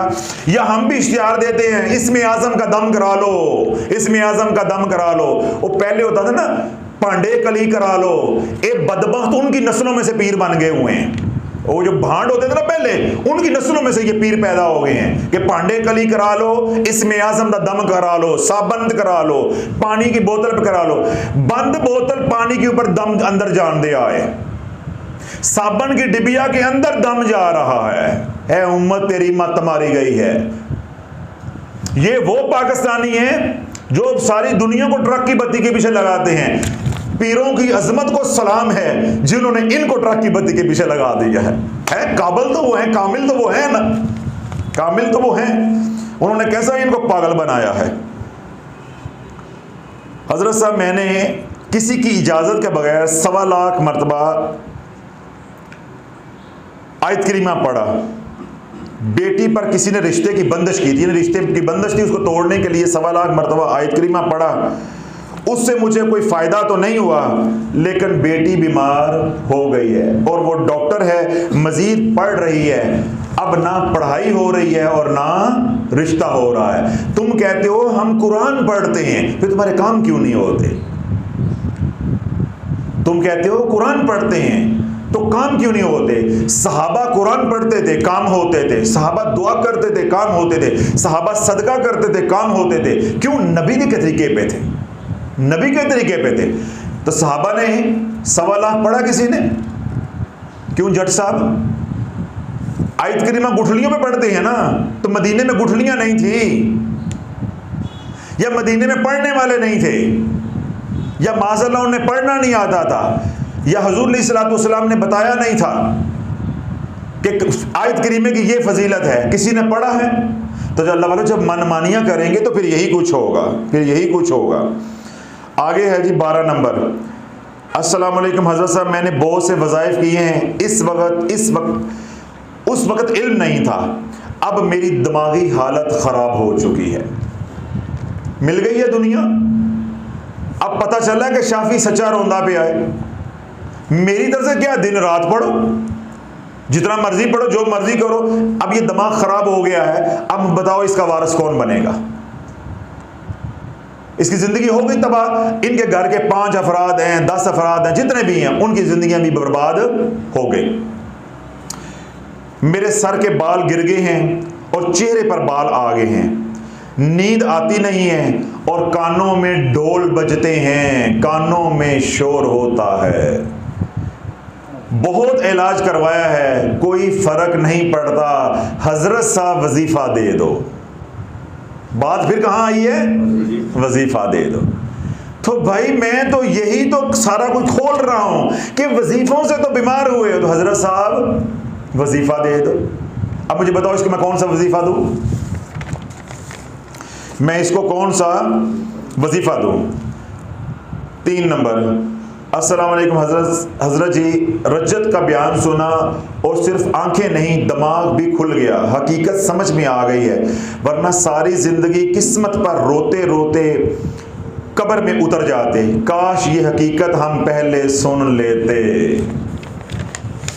इसलिए रो रहा हूं कि जिनकी जिंदगियां बर्बाद नहीं हुई, ये मेरी कड़वी बातें बर्दाश्त करके तो मुड़ आओ, अपने कमली वाले की तरफ मुड़ आओ। फिर नहीं तो क्या होगा, एक दिन तेरा ये रोना मेरे हाथ में होगा, नहीं तो तू 15,000 लगा के जब यहां आके बैठेगा, फिर शाफी की बात समझ आएगी तुझे। और वो 15,000 भी ज़कात का होगा, किसी से उधार मांग के लेकर आएगा। क्यों? तूने मेरे पास तो आना है उस वक्त जब चिराग बुझने वाला हो जाना है। अच्छा जी, दिमाग ही नहीं खुला बल्कि हकीकत समझ आ गई, वरना सारे जिंदगी किस्मत पर रोते रोते कब्र में उतर जाते। काश ये हकीकत हम पहले सुनते, ये बातें किसी ने हमको बताई होती तो आज हम भी खुशहाल होते। बहरहाल जो अल्लाह चाहता है वैसे ही होता है। तो अल्लाह ने हमें आपसे मिलवा दिया, अल्लाह आपको सलामती वाली ज़िंदगी अता फरमाए। मुझे भी सिलसिला आलिया कादरिया शाफिया का फैज़ान अता फरमाए, यानी कि मुझे मुरीद जो है वो कर लें। आगे है हज़रत साहब, अब ये ज़रा सुनने वाला है। हज़रत साहब मैंने 40 साल मैं 40 साल से मुख्तलिफ चिल्ले कर रहा हूँ। 40 साल से चिल्ले कर रहा हूँ। अल्लाह, मैंने किसी बयान में अपने शेख रहमतुल्लाह अलैह की ये इसी बात को मखलूक खुदा तक पहुँचाया था कि मेरे शेख रहमतुल्लाह ये बात इशारा फरमाई कि तूने जिन्नात को पकड़ा, तूने नफ्स को ना पकड़ा। काश तू नफ्स को पकड़ लेता, जिन्नात तेरी खिदमत के लिए हाजिर हो जाते। तो 40 साल, ये मौसूफ क्या कह रहे हैं, मर्द हैं ये, 40 साल तक मैं मुख्तलिफ चिल्ले कर चुका हूँ। मैंने आयतल कुर्सी का चिल्ला किया, हिज़्बुल बहर का किया, आयत करीमा का किया, मंजर शरीफ का किया, यहाँ तक कि मैंने बहुत से लोगों के इलाज भी कामयाबी के साथ किए। अब जरा जागते रहिएगा, जैसे अपने दोस्त और फैमिली के लोग होते हैं। अब रज्जत से खुद का कारोबार तबाह हो गया है, कारोबार तबाह हो गया है, सेहत ख़राब हो गई है, तमाम ज़िंदगी के मामला ख़राब हो गए हैं। क्या ये सूरत तारक वाले अमल से ख़त्म हो जाएंगे? लेकिन मैंने किसी को नुकसान देने के लिए कुछ नहीं किया, अलबत्ता जो दुश्मन पीछे पड़े थे उनके लिए हिज़्बुल बहर पढ़ता रहा हूँ। मुझे सूरत तारक से नफ़ा होगा या नहीं, मेरी रहनुमाई की जाए। अल्लाह वालों, आप मुझे बताओ इस आमिल का क्या किया जाए। 40 साल कोई दुनिया का फन है, हमने 5 साल लगाए, हम डॉक्टर बन गए। हमने 5 साल लगाए, डॉक्टर बन गए, 1 साल की हाउस जॉब की, फारुग हो गए, पैसे कमाने के, इलाज करने के काबिल हो गए। अल्लाह ने इज्जत भी दी, सब कुछ दिया, लोग रिश्ते लेके पीछे पीछे फिरते हैं। तो आमिल को कोई रिश्ता देता है? तूने 40 साल लगाए तो तेरा क्या बना है? आज जो डॉक्टर 5 साल लगा के, 6 साल लगा के बच्चा डॉक्टर बन जाता है, उसके बाद स्पेशलाइज कर लेता है 4 साल लगा के, 5 साल लगा के। तो अब मुझे बताओ उसने कुल कितना लगाया डॉक्टरी के अंदर? कुल कितना लगाया? ज़्यादा से ज़्यादा 15 साल लगा लो, क्योंकि अब स्पेशलाइज करने पर टाइम ज़्यादा लगता है। 15 साल लगा लो। अल्लाह वो 15 साल लगा के वो असिस्टेंट प्रोफेसर के तौर पे आ गया, नहीं तो वो प्राइवेट प्रैक्टिस में भी स्पेशलिस्ट के तौर पे आ गया। अब वो जिस भी अस्पताल में बैठा है वो नखरे के साथ मरीज देख रहा है, एसी वाले कमरे में बैठा है, 2000 कम अज कम छोटे शहरों में भी फीस ले रहा है। तूने क्या कमा लिया? चलो वो अपने जात को भी नफा दे रहा है, अपने बच्चों को कमा के दे रहा है, लाखों लोग उससे नफा उठा रहे हैं अपनी तकलीफों के लिए। तूने क्या नफा दिया? तू तो आप मंजीदे पै गए। और 40 साल तूने जिंदगी के बर्बाद कर दिए। अगर तूने 40 साल तकवे वाली जिंदगी गुजारी होती हुजूर अलैहिस्सलाम की गुलामी वाली, तू जो मरीज आता तू हाथ उठाता, अल्लाह उसकी झोली को भर देता। तू किस काम पे लग गया कि जी मैं ये करूंगा तो मेरे हाथ में ये ताकत आ जाएगी। लो आगे की नई और बड़ी फिल्म आ गई है। ये कितने साल की थी? नहीं, आप जाग नहीं रहे। कितने? 40 साल, यानी साड़ी उम्र हो गई। आज एक खातून मुझे कहती है हज़रत साहब आपकी उम्र 60 साल है, तो आप 60 साल में माशाल्लाह इतने फिट हैं, मुझे भी कोई अमल दे, मैं भी वैसे पुरकशिश और फिट रहूं। और मैं कहा बीबी मैं 60 साल का नहीं 60 साल के बाद तो वीज़ा आ जाता है, मुझे तो अपनी मौत का डर लगना शुरू हो गया। तो मैं कहा बीबी मैं 60 साल का नहीं हूँ। पता नहीं तुमने कहाँ से मेरे बयान में सुन लिया कि मैं 60 साल का हूँ। अच्छा, अब उम्र कितनी हो गई? उसने कितने साल रियासत की है? 40 साल। आगे आ जाओ 6 नंबर। 6 नंबर से पहले 5 नंबर सुन लो, ये छोटा है। हजरत साहब आपका बहुत शुक्रिया कि आपने गलत वज़ाइफ करने वालों के लिए राह निकाली, वरना मैं मरने के करीब थी। आपका बयान सुनकर शुक्र है, अल्लाह गफूर रहीम ने मुझ पर करम किया। आपके चैनल का नाम भी बिल्कुल सही है, तलाश चैनल। अल्लाह ताला से दुआ है कि अल्लाह ताला हमेशा आपको और आपकी टीम को उम्मत मुसलमा की मुश्किलात को हल करने की तलाश में कामयाबी व कामरानी से हमकनार करे। आमीन सुम्मा आमीन। यानी मरते मरते वो बची है, यानी वापसी का सफ़र शुरू हुआ है। तो अल्लाह वालों, अल्लाह उसको ज़िंदगी से दे हमारी बहन को। लेकिन ये तो उसकी ज़ात के साथ इतना नुकसान हो गया ना, अपनी ज़ात के ऊपर इतना नुकसान हुआ है, तो जो उसने ख़ानदान को नुकसान पहुंचाया होगा लाशौरी तौर पे, उसका अजाला कौन करेगा? उसका अजाला कौन करेगा? अभी वो जो साहब है आमिल, उनकी उम्र कितनी थी? 40 साल। ये आखिरी 6 नंबर है बस। अस्सलाम वालेकुम जनाब शाफी साहब, ये नहीं मेरा नाम गुलाम रसूल बुरहान है, मैं इंडिया से हूँ, मेरी उम्र 81 साल है। कारी साहब पहले उम्र कितनी थी आमिल की? 40 साल। अब ये कितनी है? 80 और 1 81 साल, यानी 81। ये जनाब 81 साल का आ गया। मैं सिलसिला कादरिया से बैत हूँ। 9 साल की उम्र में वालिद मोहतरम से कुरान की तालीम हासिल की, कुरान हिफ्ज़ करना चाहता था मगर नहीं कर पाया, लेकिन अल्लाह उसके रसूल इस्लाम के फ़ज़ल करम से, बुजुर्गान दीन की दुआओं से दीन इस्लाम के दायरे में हूँ। 11 साल का था, तब से लेके अब तक मेरा कोई काम नहीं बनता। अब्बा आमिल था। अब्बा क्या था? आमिल था। 9 साल से, यानी बच्चा जो है वो 9 साल से इस काम में पड़ा। मैं 11 साल का था, यानी 11 साल की उम्र से लेके उस बच्चे ने महसूस शुरू कर दिया कि मेरे कामों में क्या आ रही है?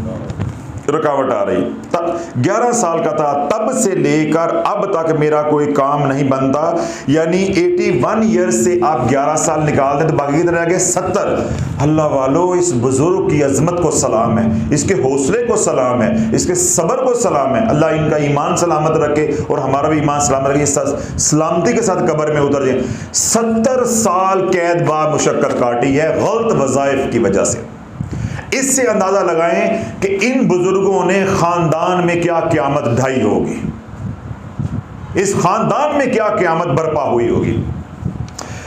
11 साल का था, तब से लेकर अब तक मेरा कोई काम नहीं बनता। हर काम में अचानक कोई रुकावट आ जाती है। पढ़ाई करना चाहता हूं तो नहीं कर सकता।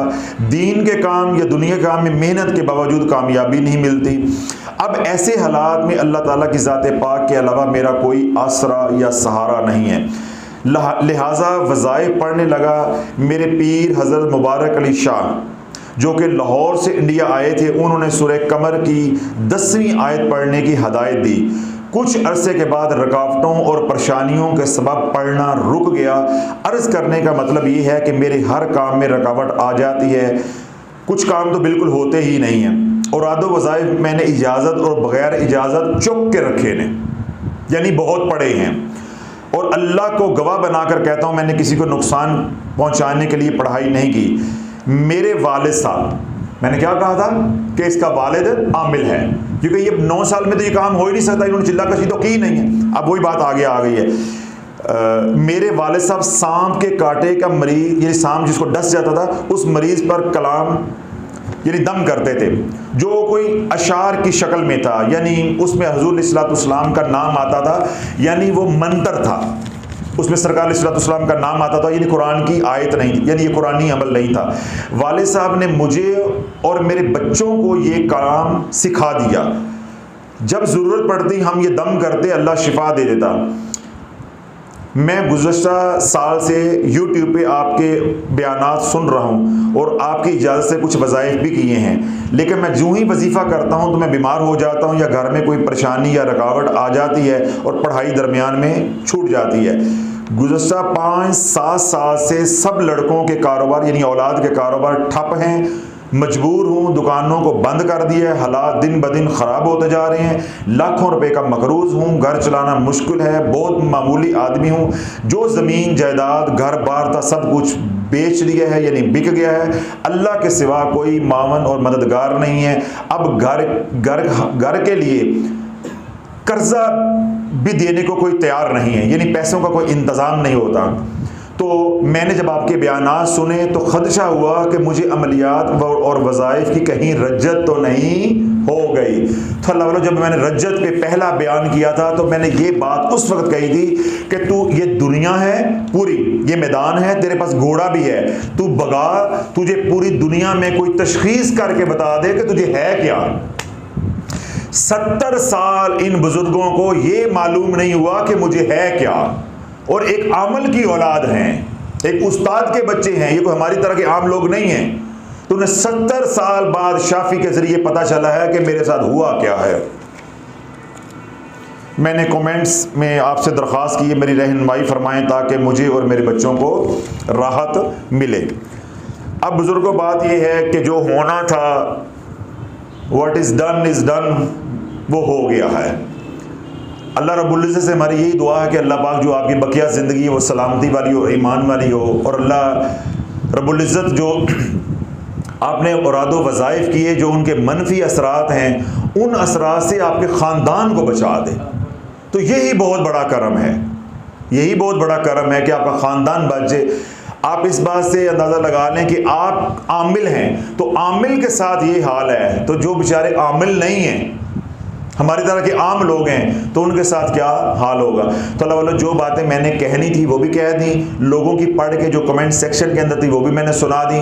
तो आज मैं बात या नुक्ता आपको समझाना चाहता था वो ये, चाहे दीनदार तबका है, चाहे दीन से दूर तबका है, जब मन चाही ज़िंदगी गुजारोगे तो मन चाही ज़िंदगी का अंजाम बड़ा बुरा होगा। मन चाहे जिंदगी में क्या होगा, डाकू डाका डालेगा, कभी डाका डालने में कामयाब हो जाएगा, घर में शहनाइयाँ होंगी, रोशनियाँ होंगी, नाच गाना होगा, मुजरा होगा, खाने होंगे, और अगले दिन क्या होगी, वीरानियाँ होंगी, उदासियाँ होंगी, बत्तियाँ बंद होंगी।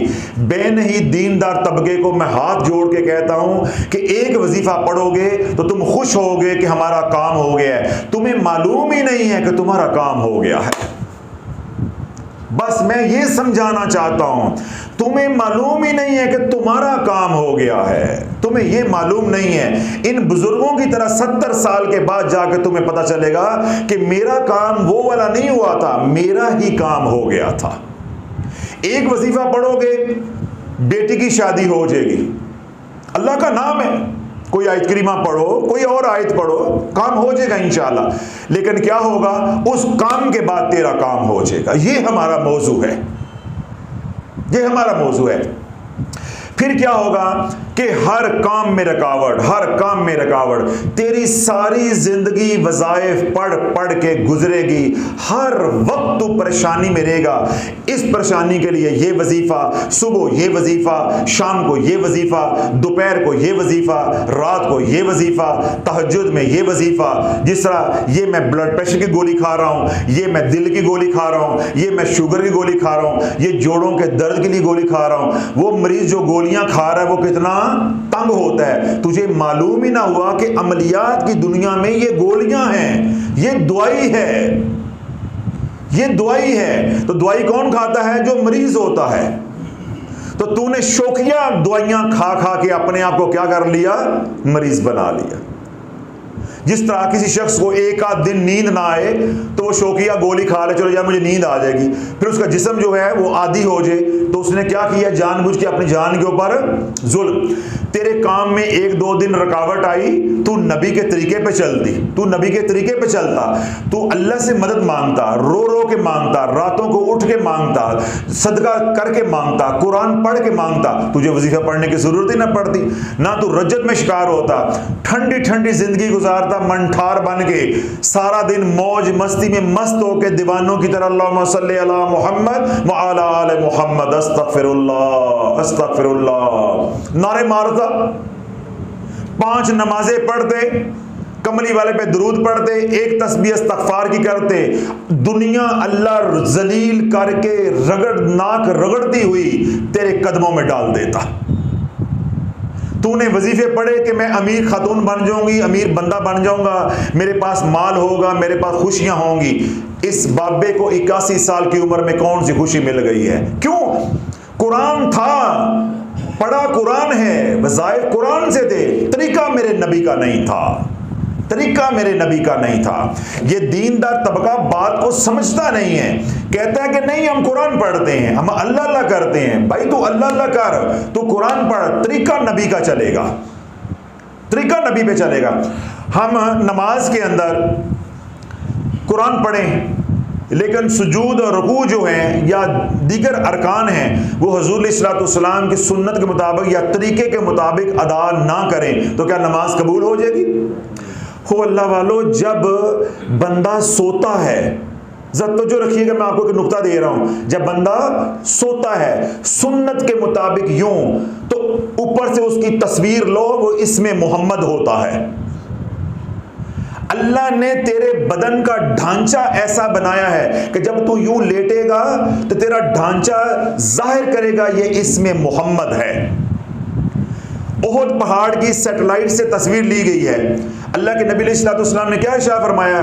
ओहद हमारे से प्यार करता है, हम ओहद से प्यार करते हैं। जब ओहद की सैटेलाइट के जरिए तस्वीर ली गई है, वो क्या लिखा हुआ है? मोहम्मद अलैहिस्सलातु वस्सलाम।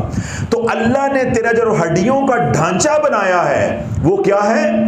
मोहम्मद। उसके अंदर पैगाम है कि तू मोहम्मद का गुलाम है अलैहिस्सलातु वस्सलाम। नमाज है, नमाज है, उसमें क्या होता है? पहले हम क्या करते हैं? खड़े होते हैं, खड़े होते हैं, अहमद की अलफ बन जाती है। रुकू में जाते हैं, अहमद की हे बन जाती है। उसमें जाते हैं, सजदे में जाते हैं तो मीम बन जाती है। और जब हम अत्तहियात में बैठ जाएं तो अहमद की दाल बन जाती है। अल्लाह नमाज के जरिए भी तुझे पैगाम दे रहा है, हुक्म मेरा होगा, तरीका मेरे अहमद का होगा। क्योंकि हुज़ूर अलैहिस्सलाम का आसमानों पे नाम क्या है? अहमद। ज़मीन वालों के लिए क्या है? मोहम्मद अलैहिस्सलाम। तो हम जब नमाज के लिए खड़े होते हैं तो क्या है? अहमद का अलिफ बन गया। रुकू में गए तो अहमद गई हे बन गई, सजदे में गए तो अहमद की मीम बन गई, यूं अत्तहियात में बैठे तो अहमद की दाल बन गई। ए मुसलमान, तुझे रब आवाजें दे रहा है कि तेरे ढांचे के अंदर भी मैंने मोहम्मद लिखा है और तरीके के अंदर भी अहमद को छुपाया है, कि तेरा हर वो तरीका कामयाब होगा जो मेरे अहमद का तरीका है। तेरी नमाज भी तब कबूल होगी कि जब मेरे अहमद के तरीके पे पड़ेगा। तो अल्लाह नमाज को कबूल नहीं करेगा जब अहमद अलैहिस्सलाम का तरीका नहीं होगा। तेरे वजीफे कौन कबूल कर लेगा? तेरे वजीफे कौन कबूल कर लेगा? फिर बल ऐ थी वैसी, एक दिन आएगा कि तेरा यही रोने वाला खत मोहब्बत नामा नहीं, शाफी के नाम दर्दनामा, ये मेरे नाम फिर दर्दनामा आएगा। फिर मैं यूं ही पढ़ के सुनाऊंगा तो फिर तुझे मालूम होगा कि उस वक्त तेरे दर्द ने कितनी तबाही फैला दी है। तो अल्लाह वालों, मैं दीनदार तबके से यही गुजारिश करूंगा हाथ जोड़ के कि तुम्हारी वजह से ये तबका जो रब चाही जिंदगी गुजार रहा है, ये बड़ा दुखी है, ये बड़ी औखी जिंदगी गुजार रहा है तुम्हारी वजह से। और ये जो तबका है लुच्चा लफंगा दीन से दूर, ये तुम्हारी वजह से दीन में नहीं आ रहा। क्यों? वो जब तुम्हें देखते हैं वो कहते हैं इससे तो अच्छे हम ही हैं, इससे तो अच्छे हम ही हैं। तो अल्लाह वालों, अल्लाह की रज़ा वाली ज़िंदगी पे आ जाओ, रब चाही वाली ज़िंदगी पे आ जाओ, हुजूर की गुलामी वाली ज़िंदगी में आ जाओ। हर वो वजीफ़ा करो अगर आप बीमार हो तो जो हुजूर अलैहिस्सलातु वस्सलाम ने बताए हैं, वो उन वज़ाइफ से बाज आ जाओ। कभी ताले खोलते हो, कभी चादरें चढ़ाते हो, कभी गोश्त की बोटियों पे पड़ते हो। बच्चा, आपका बच्चा फर्स्ट आएगा। कारी साहब फिल्में देखें इस मुल्क के अंदर, फ्राडियों की, ये अमामे लगा के, जुब्बे पहन के, खानकाएं बना के, वो क्या कर रहे हैं जी, आप अपने बच्चा, बच्चे ने जिस कलम के साथ पर्चे हल करने हैं, वो कलम मेरे पास ले आना, वो मैं दम कर दूंगा, तो इंशाल्लाह बच्चा जो है वो लिखता जाएगा, अव्वल आएगा। हैं जिनके बच्चे अव्वल आते हैं, माँ बाप मर जाते हैं ट्यूशनें पढ़ा पढ़ा के, एकेडमियों के अंदर बच्चे पढ़ पढ़ के मर जाते हैं, तो वो मेहनत करके अव्वल आते हैं। एक कलम थे इसमें आजम फूका मरवा के अव्वल आंदे आ गए। कैसी माँ बाप की, मैं कहता हूं, मैं पीरों की अजमत को सलाम करता हूं, इनके फ्रॉडियों होने की। वो फ्रॉड में इतने कामिल हैं कि उन्होंने पाकिस्तानियों को, हिंदुस्तानियों को, बंगालियों को, जो पूरी दुनिया को आगे लगाते हैं, ये जेब काटे पता ना चले, टेक्नोलॉजी को मात देते, गोरे की टेक्नोलॉजी को ये लोग फेल कर देते हैं। मैं पीरों की अजमत को, उनके फ्रॉड को सलाम करता हूं कि पीरों के फ्रॉड ने, उनकी जहानत ने इन पाकिस्तानियों को ट्रक की बत्ती के पीछे लगा दिया है, ट्रक की बत्ती के पीछे लगा दिया है। भाई तेरे पास इसमें आजम है बदबख्ता, तू अपनी औलाद को वो पढ़ के क्यों नहीं दे रहा? तेरी औलाद डॉक्टर क्यों नहीं बन गई? या तू खुद क्यों डॉक्टर नहीं बन गया? तू इंजीनियर नहीं बन गया? हम कलम पे दम करा के बने। कौन सा आलिम दीन है जो बच्चा दरसे नज़ामी करता है, या आपने कुरान पढ़ा है, या कोई भी जो भी आपकी तालीम है, जो भी आपकी क्वालिफिकेशन है, क्या कलम दम करा के पढ़े, जूते खा के पढ़े हैं? मैं कई बार कहता हूं कि हम रूहानियत में 32 साल जूते खाए हैं और अभी तक खा रहे हैं, और अभी हमें अल्फ बे नहीं आती, अल्फ बे नहीं आती। मिंबर पे सिर्फ इसलिए बैठता हूं कि जो कुछ मेरे पास है बस वो पहुंचा दूं। ये नहीं मैं बैठता कि मैं साहिब इल्म हूं या मैं रूहानियत का माहिर हूं। समझ आ गई? हमारे नसीब ऐसे थे, हम अपने नसीबों पे रोएं, अल्लाह से गिले करें कि या अल्लाह सानू कलम वाला ना मिला। हमने 12 साल रोजे रखे, मैंने वज़ाइफ किए, चिल्ला कशी की, तो 12 साल जुमेरात का लंगर चलाया। यानी हर जुमेरात 400-500 बंदे को 1000 रोटी और बड़ी देग दाल की, कभी 2 देगे दाल की, हर जुमेरात यानी 400-500 लोगों को खाना खिलाना है, ताकि जो हफ्ता भर मैंने वज़ाइफ किए, चिल्ला कशियाँ की हैं, उनकी रज्जत से, उनके नुकसानात से बच जाऊँ। तो तब मैंने पचाया, फिर भी नहीं पचा, निगाह वली ने पचाया है, मुर्शद की निगाह वली ने। वगरना जो जो मैंने काम किए हैं, होन तक तो मेरी कब्र दी मट्टी भी लाई नहीं लोगों ने है। हमने कौन सा चिल्ला है जो नहीं किया, कौन सा काम है जो नहीं किया? तो हजूर का करम होने के बावजूद, शेख की दुआएं, उनका करम होने के बावजूद, और इतना सदका खैरात होने के बावजूद, अल्लाह वालों हम उजड़ गए हैं, उजड़ के यहां बैठे हैं। दुनिया में अल्लाह ने इज्जत दी, अपने शोबे को छोड़ दिया, प्रैक्टिस को छोड़ दिया, रिश्तेदारियों को छोड़ दिया, दोस्त अहबाब को छोड़ दिया, सब कुछ छूट गया, तो तब ये मंजिल मिली है।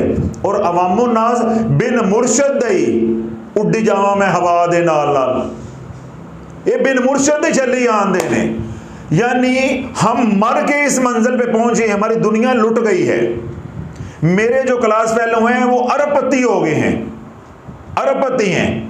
तो अल्लाह वालों हमने दुनिया लुटा दी, जवानी लुटा दी, फिर जाके यहाँ बैठे हैं। और अभी भी मैं कह रहा हूँ कि मुझे कुछ आता नहीं है, मुझे जो बातें मैंने सीखी हैं ठोकरे खा के, मैं तो सिर्फ वही समझा रहा हूँ। मैं नहीं बोल रहा, मेरा दिल बोल रहा है, मैं नहीं बोल रहा, मेरा मुर्शिद बोल रहा है।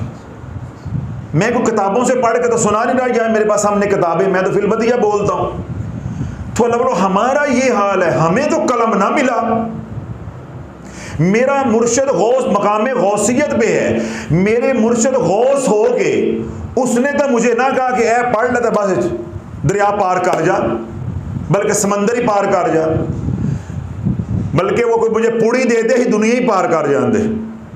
तो इनके क्या है ड्रामे, देखो कलम लेकर आए उस पर इसमें आजम का दम करवा लें, फलान चांदी जुमेरात है उस पर दम करा लें, अब जी ये 17वीं शरीफ है, उस पे जनाब वो पता नहीं कौन सा दम हो रहा है।